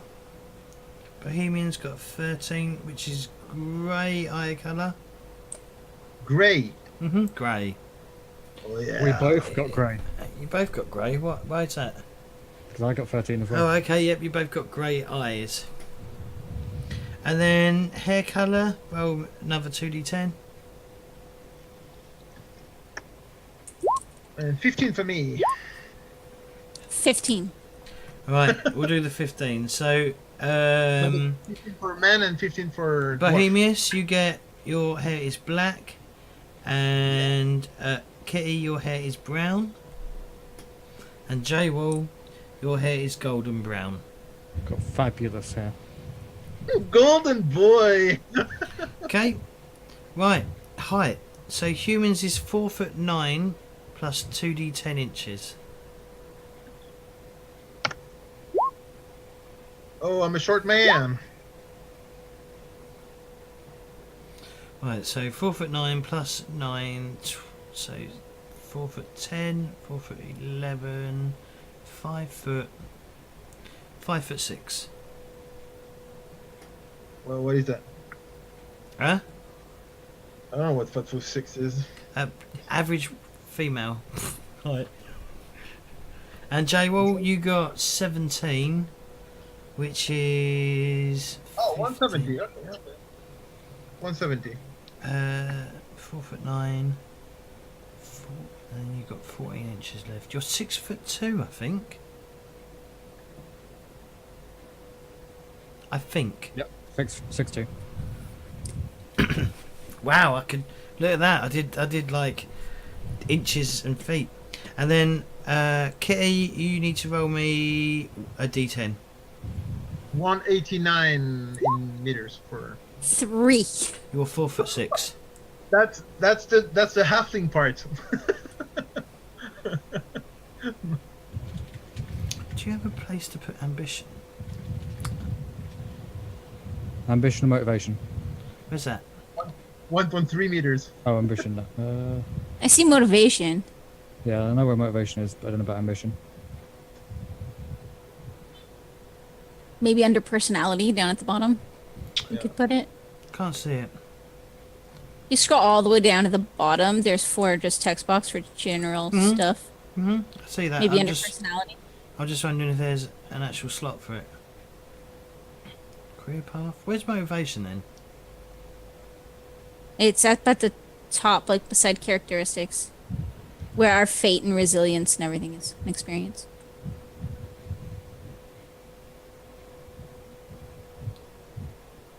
Why can I not see it? Oh, there, I see it, yep.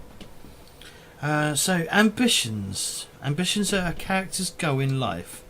What they want to achieve. All characters have both a short-term and long-term ambition.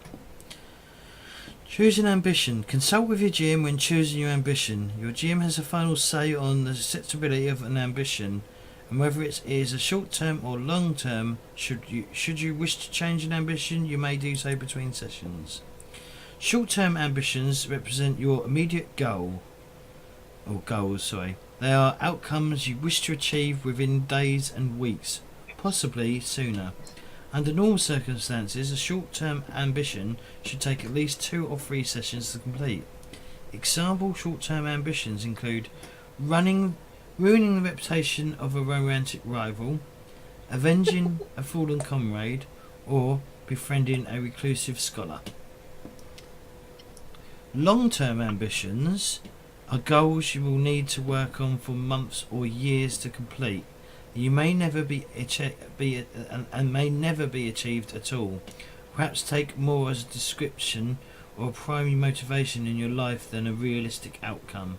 Examples of long-term ambitions include owning your own coaching inn, building your village into a thriving town, or ridding the College of Magic of elven influence. Not sure how that's possible at all, but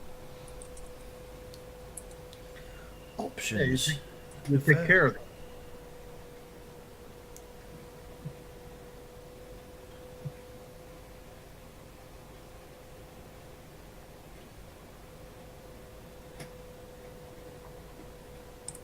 Yeah, it's a really tiny box on here as well.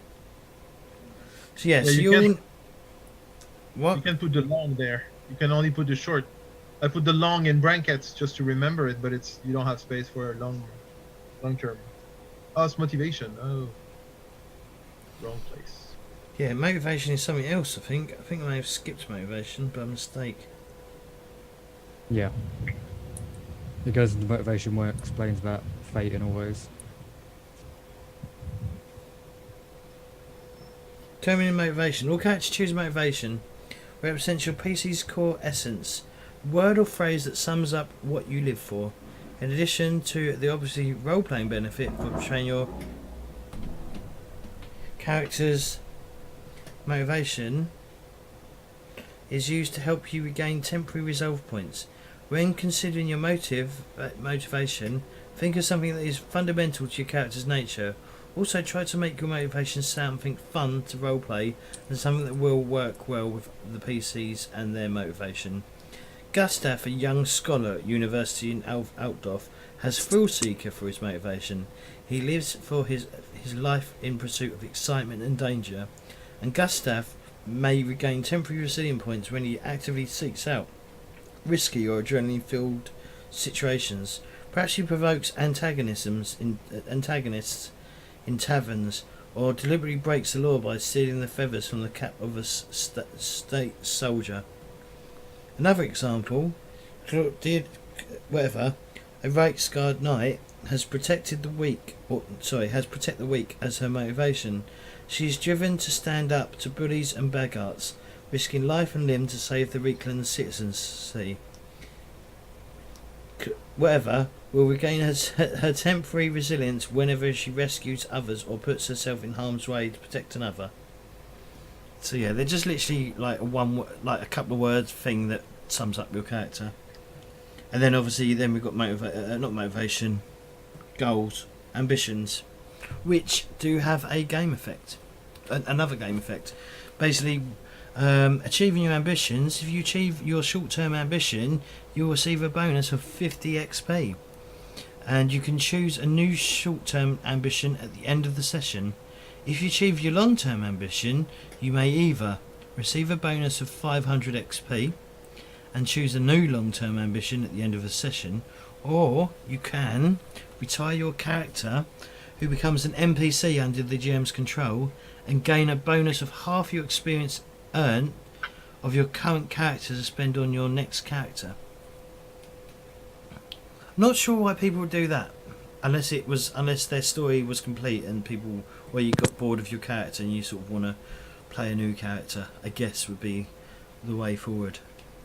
You know, it would be good if you could tie your long-term ambition to the doomed talent, so you get full XP on your new character.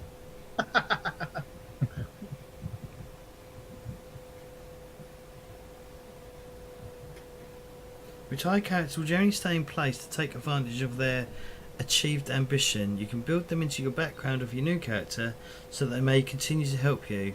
If you want to reactivate a retired character, talk to the GM about how best to bring that into the current story. Retiring characters allows you to build a network across the old world and be a great source of adventure leads. Okay, that does make sense. So you all need to pick a short-term ambition and a long-term ambition. This is where you need to put your thinking cap on to think about things. So short-term needs something you want to be able to achieve in at least 3 sessions, so relatively quick. And then long-term ambition is something that your character wants to achieve, like his life works, basically, I guess. So, for example, for Kitty, she could have become the greatest lawyer known in the Empire. That could be a lifetime. I was thinking of something kind of like that, like achieve some sort of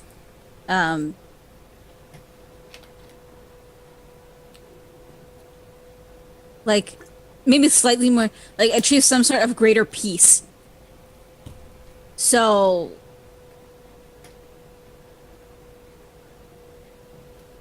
like, I don't know, bring 2 warring families or something, like the Montagues and the Capulets, for example, get them to agree to be happy together. Well, the dwarves and the elves hate each other. So, if you heard that, I did hear that. That's actually a good one. So, some sort of peace between dwarves and elves. That's your short term? That's my long term.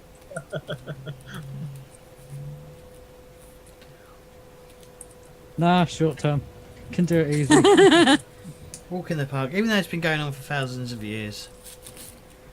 I haven't seen this dwarven lawyer. Well, I mean, to be fair though, like I could consider if I get, say, like just like one community of each that are living really close to agree not to stab each other each time they see each other, I could consider that a success kind of thing.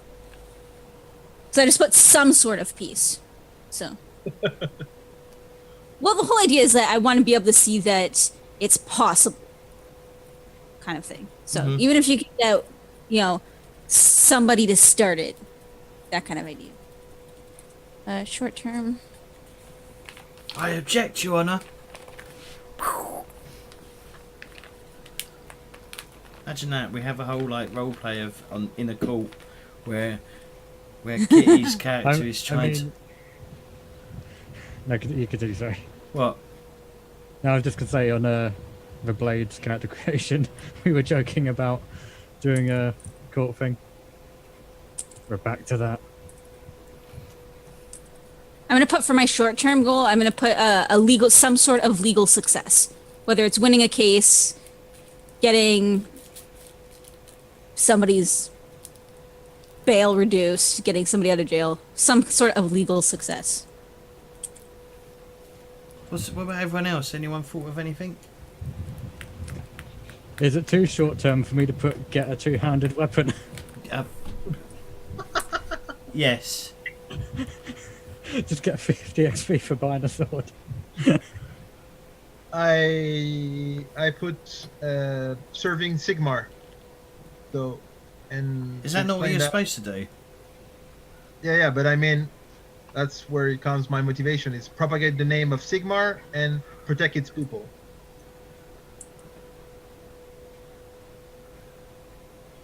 Dead wolf. Yep, dead wolf. I get it. Seriously, can I kick Max? These absolute terrible jokes. I thought mine were bad, and then I thought Kitty's were bad, and then Max says something.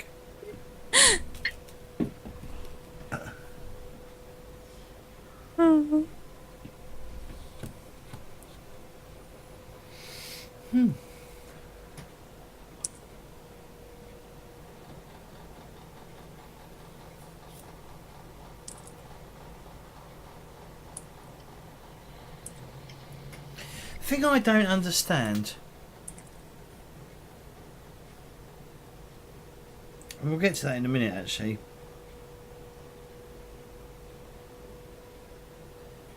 is stuff for advancements. I was going to say, yeah, how you just put advancements. I understand basically how it works. Okay. But, so, the 40 points that you've already got, so you spent, so for example, Bohemians, you put 5 points in all your career skills, didn't you? You put 5 advances. Yeah? Yeah. So does that count towards the XP cost? Yes. Yes. Yeah? Okay. So now that I have 5, if I want to put any additional, I'm already buying them at 6. So more okay. expensive. Yep. So Kitty, the difference with this version of Warhammer than the previous, you don't have to wait till you hit 100 XP to buy anything, and you don't just get you don't just go up 5 like you did before. What you can do is there's an XP chart, and basically from 0 to 5 advances. So for characteristics, it costs 25 experience points to put it up by 1, and then skills cost 10.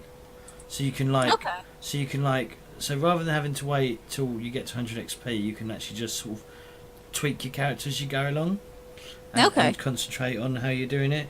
But there is, what do you need to get? You need 5 advances in everything, in all your career stuff to get, to basically be able to go up to your next career level, or leave the current career you're in. You need 5 in each of the 3 pluses, of your career, and 5 in each of your skills, the 8 basic skills, and at least 1 talent that we have already. So the talent is done. You don't have to buy the other 3, but you can. But minimum is 5 in each of the 8 characteristics, and then 5 in each of the 3 attributes, whatever. The other thing you don't seem to need to do as well is you don't seem to need to buy the trappings to go into that career. Yeah, I think it's not clear, but it should be something like that. I don't know. Maybe it will be cleared up at some. Yeah, it's part of the questions people ask. But it also mentions somewhere that the trappings and all that is something that has to be discussed between the players and the GM, because it might vary. For example, for the soldier, on the trappings it says a sword, but if you're a gunner, a handgunner, for example, then you might you will have of course a handgun and not a sword, because that's what you do in the army, you know. Mm-hmm. So it's not part of the trappings. It's something that you have to discuss. Right. Anyway. Once you've all picked your ambitions, we move on to step 7, which is party.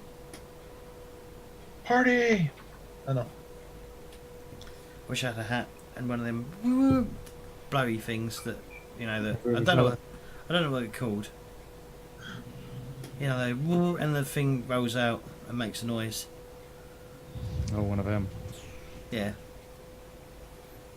I don't know what they're called. I was think just noisemaker. Well, everything's a voice maker, noise maker. Noisemaker. I mean, Like a when party noisemaker. Like that's what I was saying. I mean, when you open your mouth, you're technically a noise maker. Mhm. Sounds like a nicer way of saying mouth breather. Yeah, you're a mouth breather, Jamie. Now you've almost finished making your character, you'll need to consider the other players in your party. Everyone will have more fun when your characters can engage and interact with one another. With some intra-party tension can be enjoyable, it's important that you're not constantly at another's throat. You also want to consider how your party knows one another. Are you friends? Are you the retainers of a noble or travelling companions on a river barge? Or is your GM going to have you meet during the first session? Now, my general rule of thumb is to try and have people really know each other before we start doing the game. It's just a lot easier. It doesn't involve. We don't have to involve the whole you walk into a tavern and there's a bar fight, and you get to know each other through a bar fight, which is so cliche. You It's smash crazy. each other in the face. You'll wake up in bed Now- together later. Now, the really cool thing about this edition, and I think it's something that they've obviously been influenced by 3rd edition. I'm not sure, but because I haven't read 3rd edition in a long time. In fact, I've only read 3rd edition. I've never played it. All players in the group, party ambition, basically. So the party has a short-term and a long-term ambition. So all players in the group should also discuss what your collective goals are, and then choose a short-term and a long-term party ambition. Much like your personal ambitions, party ambitions can be changed between sessions. Short-term party ambitions have the same scope as your personal short-term ambitions, but are for the whole group. Your personal ambition should never be the same as your party ambition, but there is no reason they can't complement each other. Examples of a short-term party ambitions include outrunning a rival group, securing a job at their loss, hunting down the killer of a lost party member, impressing your patron by completely succeeding in an appointed task. Long-term party ambitions, much like short-term party ambitions, long-term party ambitions work like your personal ambitions and can be just as wide in scope, but are for your entire group. Examples of long-term ambitions are eradicate an empire-wide chaos cult, build a castle, become heroes of the empire, each an imperial cross for bravery pinned on your chest by the emperor himself. Yet again, if your party achieves the short-term ambitions, each member will get 50 XP, and you can select a new ambition from the party at the end of the section.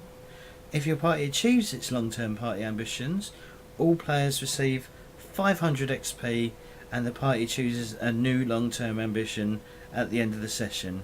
As many players as wish to do so can retire their characters who become NPCs, and their new character then gains half the XP that the previous character gained. So it's very similar in the way it works. I do like the fact that it will tie the group together from the get-go with party ambitions. So I know there's only 3 of you, but unfortunately that's what happens when you can't make it. You do get left out on a lot of the decisions. So as a group, it's time to discuss party ambitions. I know we haven't really got an idea of what the game we're going to be playing, but I'm sure your ambitions will perhaps represent what we're going to be doing.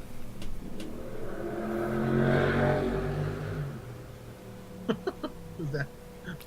That's someone on a bike. Yep. Shh, Silas. We haven't played. We haven't got that far yet. We're still on. We're still on death on the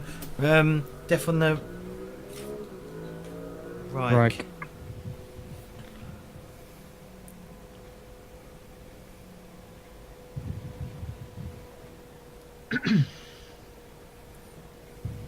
And as I was saying earlier as well, I don't know if I have any at the moment.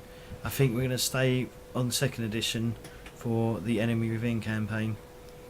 What would be amazing, I think, is if just as we finish the Enemy Within campaign, like the entirety of it, the new one comes out for 4th edition, so we can play the Redux version with 4th edition rules and see how different it is and see what they changed and what they haven't changed. That'd be awesome.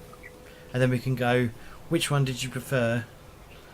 What did you think was better about one thing, or what was better about the other thing? What have they changed? What they haven't changed? That'd be cool.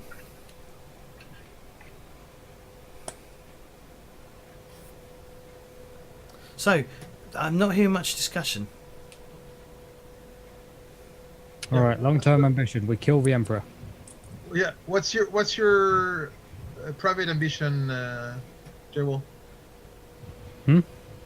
I heard the lawyer, but I didn't hear your character. Yeah, okay. My short-term ambition. What would you define a small fortune as, James? 100 gold? 50 gold? 50 gold, No, but- probably. Do you think that's fair for a short term? Is that still too big?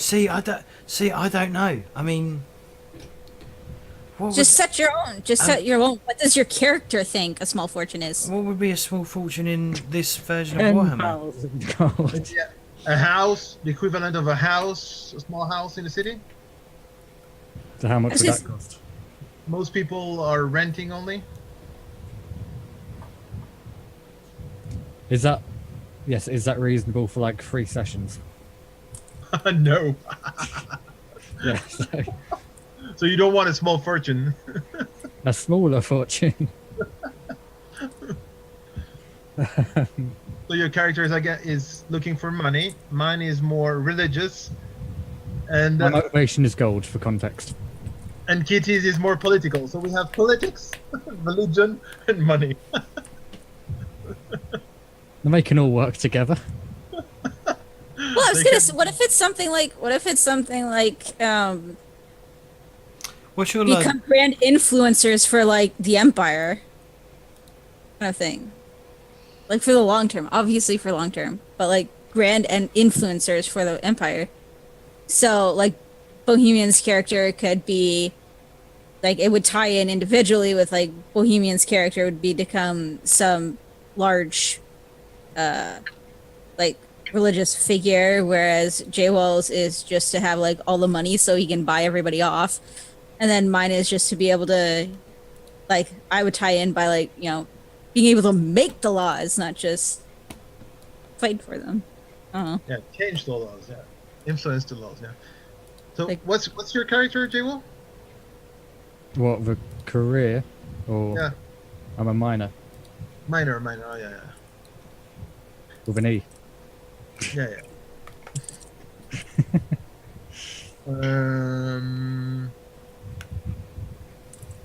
What's your long-term ambition, J-Will?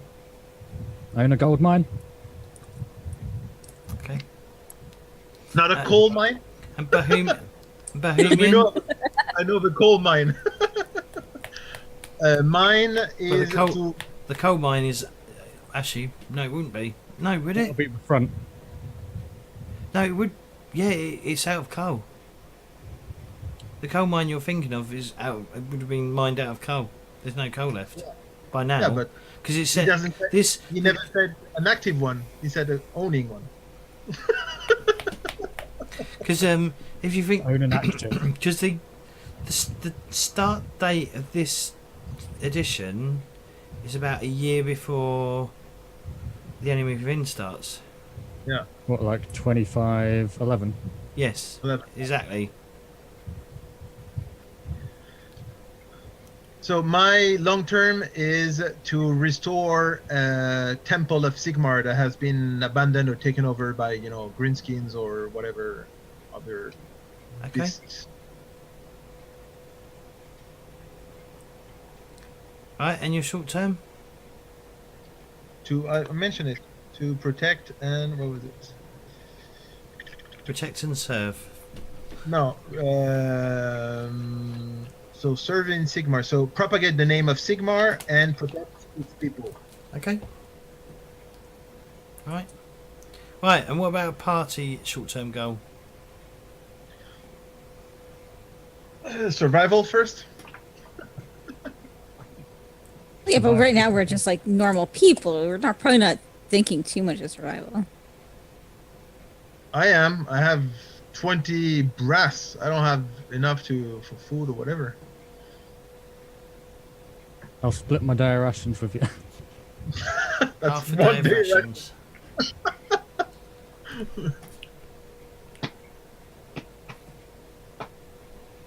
I'm basically just out of Sigmar school, whatever, and Sigma school. Sigma school. Fuck me. I'm 19. All Should I we- know is Should we go to break and you guys can discuss this more and maybe get some ideas from chat and stuff like that and see what they say. That sounds like a great idea. I know it does. Yeah. So we're on break. Right, I will be back in a minute. yeah. And talking about food, I'm gonna get food, and you should look for your ribs. Mhm. Yep. I should. Don't forget to eat your own ribs. Thanks for the raid, Tegan. Okay, We're I'm just gonna go taking check a break. and I'll be right back. I will stay here. Yep, Sigma's school. Sigma school sounds pretty good, I'll be honest. Sigma's school. Imagine that. But yeah, I'm really. I think I'm quite impressed with this edition. Yeah, it's pretty good. It so needs far. more. I mean, hopefully they'll clarify. I thought they were sending it to the. I thought it was going to be. I thought it was already being done, but obviously it's not being done because it's missing. Like it's missing rules for blood bleeding out and stuff and things like that. And Yeah, like, it's got a lot of missing information in general. so I mean, I wonder when the next update's going to be. Like when they're going to update it, and when are they actually Yeah. going to release the physical copy? Because obviously, Well, we they're got to make sure it's up to date first. Yeah. Yeah, me too. And like I said, Potato, I think that's from something from the previous edition.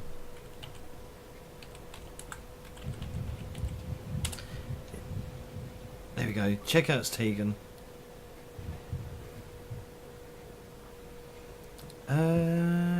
It shouldn't be. It is quite low quality.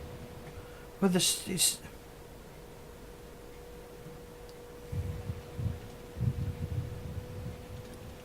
I don't know. I don't know why it's low quality. Why? Is the Zoom window big enough?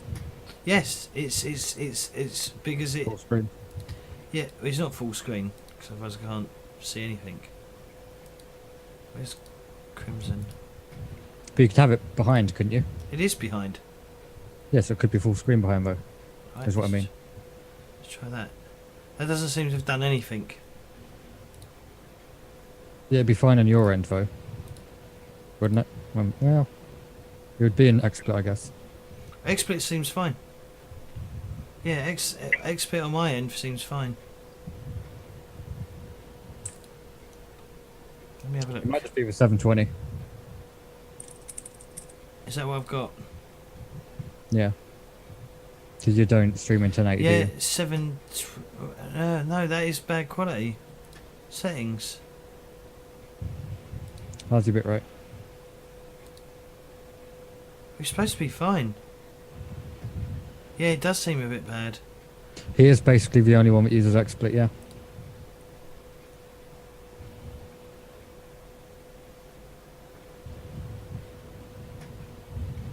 I don't know. That doesn't make any sense. I was gonna say, looking at, I don't know if it's my stream or if it's yours, but I don't know if I'm noticing it on you and J-Wall or if it's just because your camera's darker, but mine seems to be stuttering. You are Well, stuttering. you are stuttering. Am I in thing too? Oh. Yeah. I'll turn my fan on. It's not as stuttery as earlier. It was effectively stop motion. Right, I'll be back in a minute and then I'll figure out what to do. Okay, how do I mute on big screen? It's odd because I'm actually not seeing it on my screen for the camera. I'm not seeing me stutter on my screen, so. I guess that'd be since you don't need to upload for yourself. So you'd see the source, but we'd see the... Yeah. Yeah. Which could be, like, I shouldn't have anything. I don't Blame think Steam. it's Blame download. Windows. I was gonna say, unless Steam or Blizzard Blame is Facebook. downloading something. Yeah, blame Blizzard. Blizzard launcher keeps derping out. I wouldn't be surprised if they're doing another patch with how many issues there have been with the How many bug fixes they're reload doing. thing. I convinced Mux to try and fly to the burning tree, like burning Yeah. Teldrassil, and he got his character stuck, and then it bugged out, and then he like just spontaneously died, and then he crashed every time he tried to There load was, in. did you see the bug earlier today where people's quest logs are being reset and they're losing the quest progress? Oh my gosh, I saw that. I'm glad that I didn't log in during that. I've only logged on once so far on pre-patch. I've not even done the quest chain yet. It's nice that you get both mounts. Horde and Alliance. We did both quests anyways, both quest lines anyways. Just Yeah. because I wanted to see if they would actually explain why Sylvanas is torching the tree. Because so far it seems like there's not really any reason for her to do it, especially given what they built her character to be in Legion. Yeah. So it's like I'm not sure unless like I missed the cinematic in Legion where she went from actually trying to do the right thing and trying to work with both sides and everything to just all of a sudden being, no, fuck you guys. So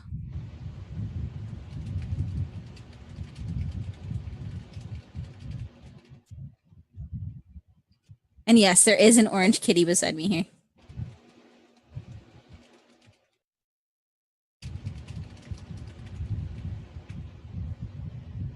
You want to come over here, Pickles?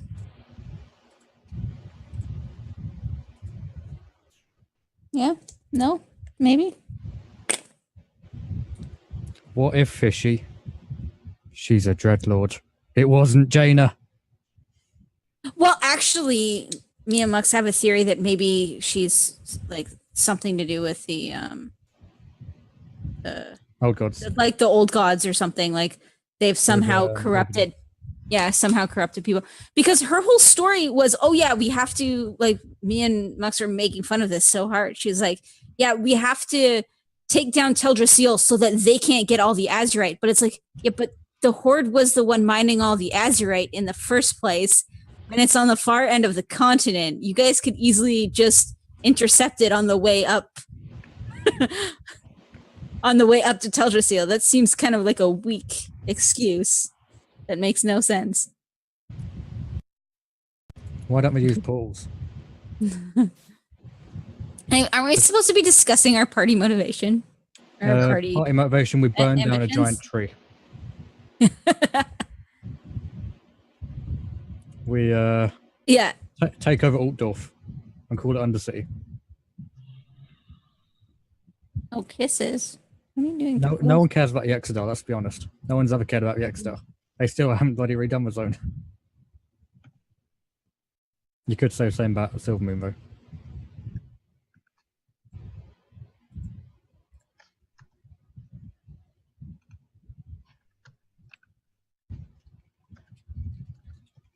Any thoughts on our party ambition? Do we want to be a good party or a bad party? Or a neutral party? Oh, okay. My It could just be uh, Twitch, you know. Sorry.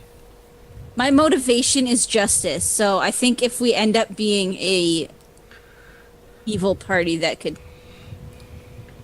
conflict pretty hard. I mean, justice is what you believe it to be. Well, that was another point. That was actually a point I was thinking, is that justice could be. This could be like There's a taking lot the of things that you children could out on the argue. street and like splitting their throats, you know. Yeah. Hard justice. Yeah, it could. Like I said, it could just be Twitch. Uh, Wow, I see how it is, Michelle. Just here for pickles. my bit rate is here. It's Hi. saying it's 2,550.00 kp. That's quite low. Oh, okay. 2.5 I usually- megabytes. I was gonna say I usually stream at 3,000. I stream at 5 or 6.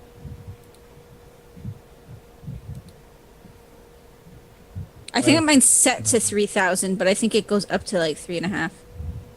It goes a bit higher. Yeah. Yeah, I do stream at 1080, so that's why mine's a bit higher. There is the Twitch bitrate guide. For 720/30, it recommends 2.5 to 4. So you're on the low end. I don't know how good your internet is. 20 down. 20 up. No, 20 down. Oh, I can't remember. No, I think it's 20 up. You can do a speed test, not right now, obviously, because it'll screw the Yeah. stream, but... I'm on... What am I on? I'm supposed to be on 350 down. And 20 up. Yeah, mine's like 20 up, but it won't ever. It's hardly ever like full on 20. Yeah. It's like between 15 to 20. I suppose also you're on 30 FPS, aren't you? Not 60. Mhm. But yeah, it could literally just be Switch. I know they were doing maintenance earlier today. But it could be related. My ribs are starting to smell really, really good. Why are you smelling your own ribs? That's so weird. I'll just put the encoding thing in Twitch chat for reference, James. What? I'm not the only person that uses XSplit. Thank you very much. Total Biscuit used to use XSplit, and JP. Used to. Well, he's dead. Okay. I'm sorry.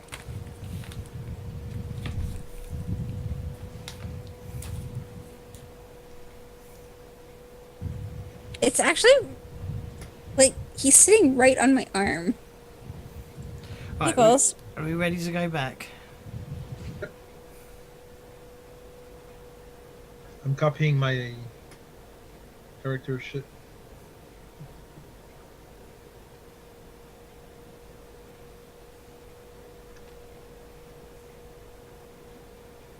Right, we're back. Right, what are we doing? So we need to pick party ambitions.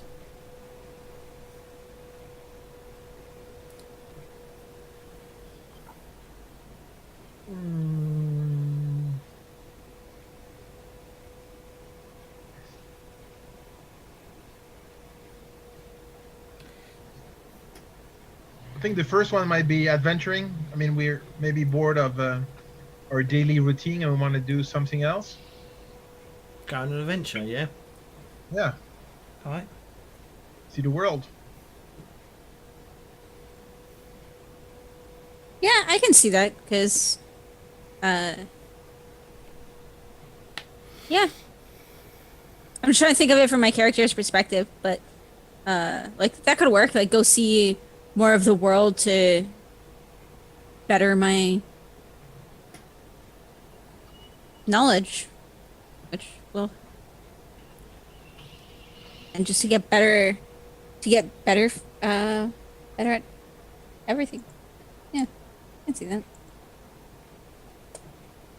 Alright, and then what's your long-term party ambition? change the world. Make everyone a follower of chaos. Are you No, okay? Sigmar. We'll take them to chaos school. Demolish the Sigma school.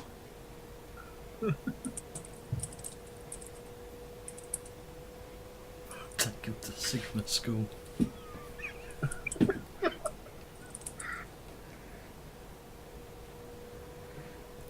I mean, it should be something grand. That's what I would advise. Something epic. Like, Becoming heroes will be something that could influence the 3 things we want to influence. That's what I was thinking. Like influencers become influencers of the empire. movers and shakers. Yeah. In some sort of influence over the empire. Yeah, I agree. So what, So you like, got- become famous within the empire, yeah? A certain recognition so we can influence either the religious aspect, the laws, or the economy. Alright. Sure. There we go, we've got a long-term ambition.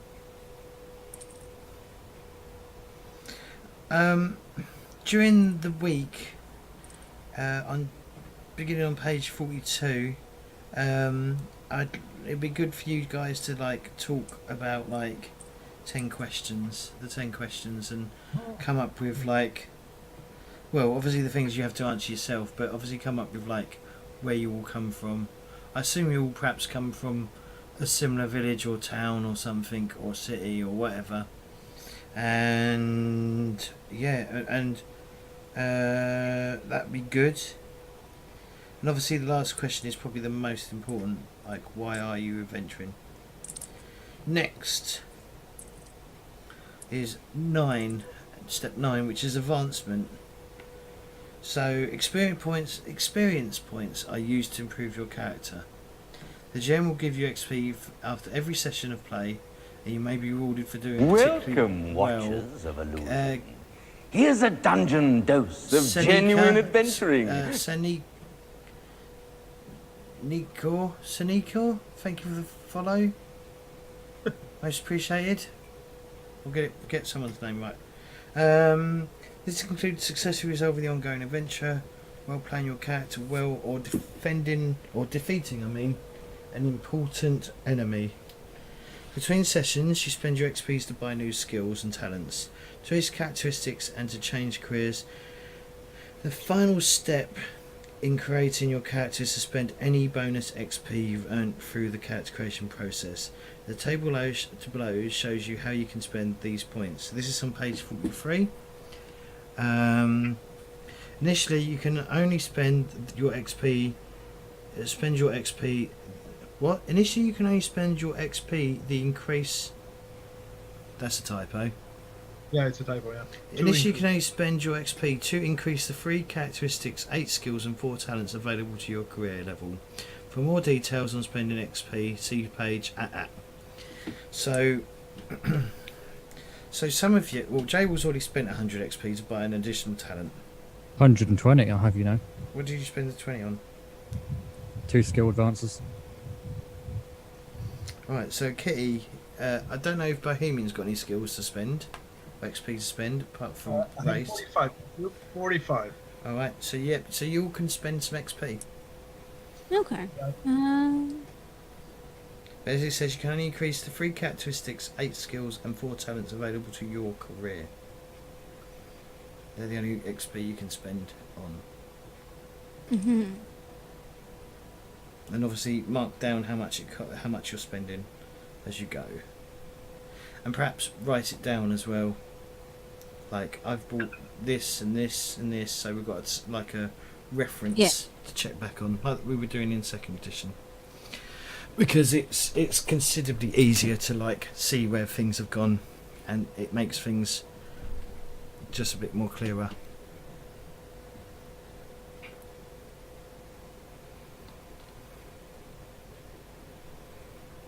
Let's see. So we.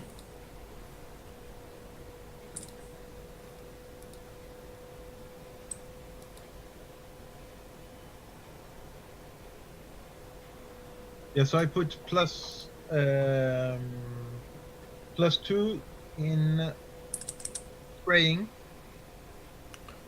Sorry? I put +2 in praying Yep.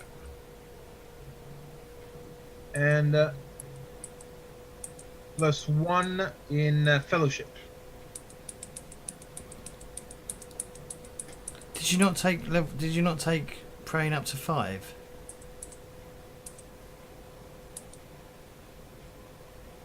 I put +1 in prayer. Yes. Number 5. Correct. It's 15. No. Yeah, 15. Okay. And what else did you do? And +1 in fellowship. Is that available in your career? Yeah. Yeah. All right.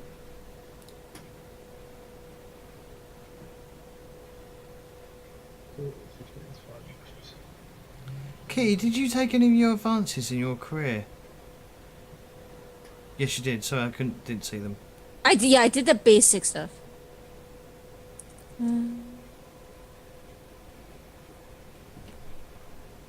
I'll take.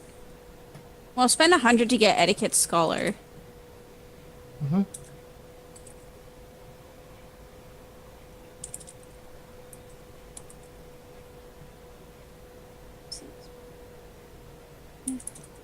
I like the fact that read write's now a talent as opposed to a skill. Makes more sense. Because I've never made anyone roll a read write skill before.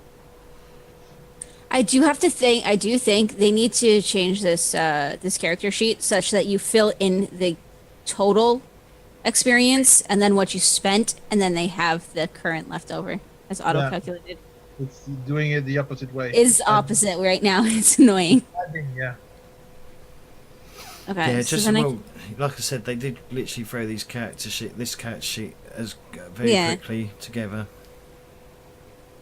Expect it to be improved over a few weeks.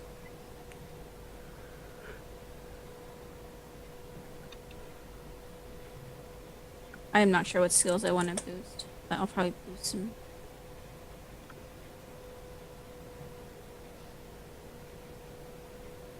I might actually. Oh, that's an idea.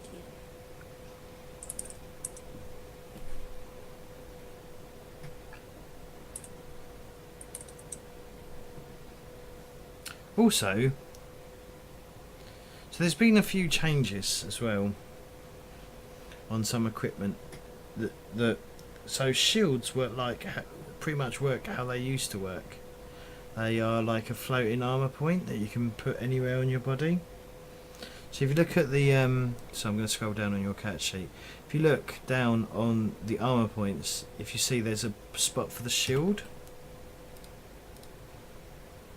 So yeah, so shields have sort of gone back to, they're still a weapon, they still class as a weapon, but they are that you can like it's a sort of an armor point that floats, that you can move to the, it gets moved to a place where it needs to be put. Does that make any sense? Gets moved to where it needs to be.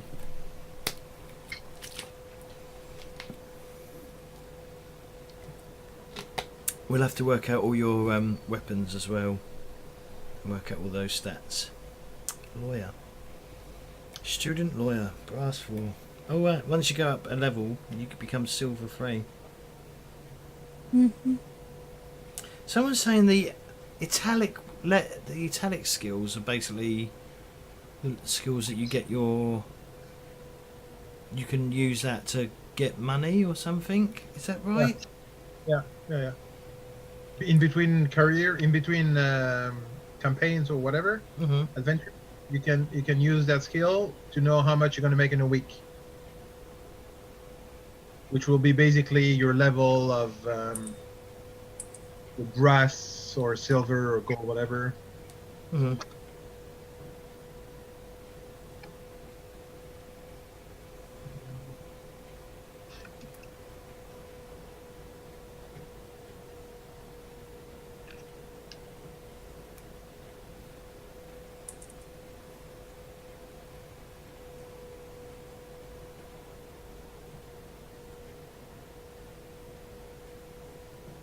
Is there a difference between a leather jacket and a leather jerkin?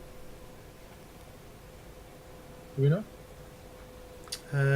I don't know yet. I'll have to go have a look.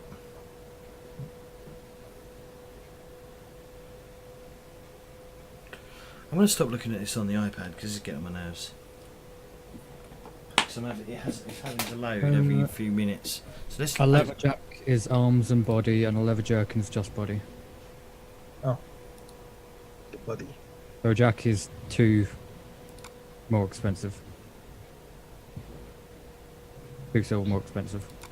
Oh, but I have it already. Yeah, I'm just saying if you had to buy that.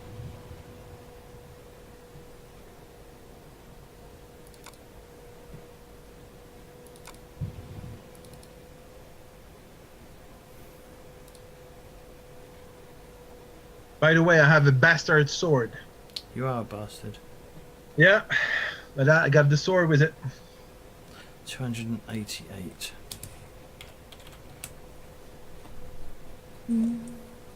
300 for armors, yeah. So jerking. So who's got daggers? I do. have a dagger. Me, Everyone, yeah. it's my only weapon. Yeah. Right. I don't know if there's a weapon section. I think there probably should be. There is. There is. Dagger. Right. Dagger is encumbrance is 0, so it doesn't weigh anything. Well, it's negligible. Whoops. Group. Why is there group on there? Basic. Alright. Yeah. Oh yeah, basic. Range or reach is very short. And there are no qualities. And it's strength bonus +2. So I would assume it already adds a strength bonus. Let's have a look.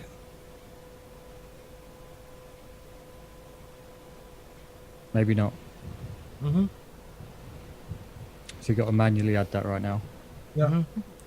So your strength bonus is so Kitty, your strength bonus is 3. Dagger damage is 2, so it's gonna be 5. And mine is the same. Nope, I do not have a pickaxe, fishy. I have a pan and a spade. A pan. A pan. Mm-hmm. There you go. A charcoal stick. A crude map, so I can go, like, shove a map in someone's face. Or I could put a pouch overhead. Perhaps just, I think that makes sense. So then you're like you pan the rivers for ores rather than actually mining caves right now. yep, because you're not good enough. How do you feel about that? Definitely not. I'm 2d10 fucking, like, wages. Yeah, it's not a proper miner. Well, 4d10, I guess. Yeah, he's Be breaking the bank. yeah, he's 20. How old is he? 24. Yeah, he's 24. He's definitely not a miner. He's like a few years out from being a miner.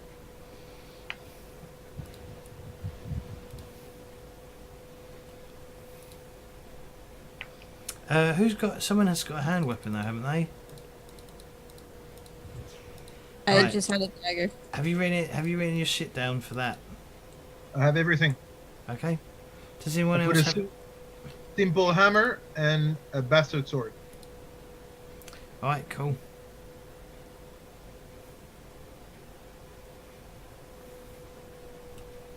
Have you all spent your experience? Yeah. Yes.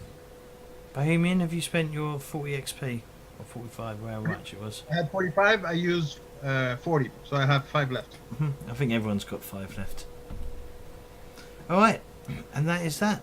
That is, that's how you make a character for Warhammer Fantasy Roleplay. 4th edition. How did you feel that went? Fairly straightforward. It's not that different from second. I liked it. I enjoyed it. I don't think I'm going to do a combat round. I think we might wrap it up actually. I think I'm going to try and work something out for next week so that we can play this next week. I'm going to have to speak to Claytor about sorting out his character, and whoever else is joining us. I'll have to get them. Maybe I can try and get them to do it at the same time as well. But the party ambition has already been set in stone. But obviously, well, set in stone for now. Obviously, between sessions it can change, like I said. So yeah, I think next week we will have I'll set something up to play something. I might grab some things, and just like have a look at some pre-written stuff and see if how easy I could adapt it. I'm definitely thinking, is it Old Iron Contract or something? I might, if you've ever played that before, Bohemian. No? Oh, The Diamond? Yeah. No. Okay. All right. I might look at that then and run that. Just for I mean, it might take a few weeks to do. I don't know if I've got the stats for everything as well, so that might not be something I'll be able to run. I'll have to have a think about it. But yeah, we'll get something set up. Whether I invite it myself and try and use like fronts from Dungeon World to help run that sort of thing. And yeah, I think we might have a game that might be different to the Enemy Within, because obviously I don't want to run the Enemy Within for this because we're already doing the Enemy Within. But other than that, let's get people to shout themselves out, shall we? So we're going to start with Bohemian.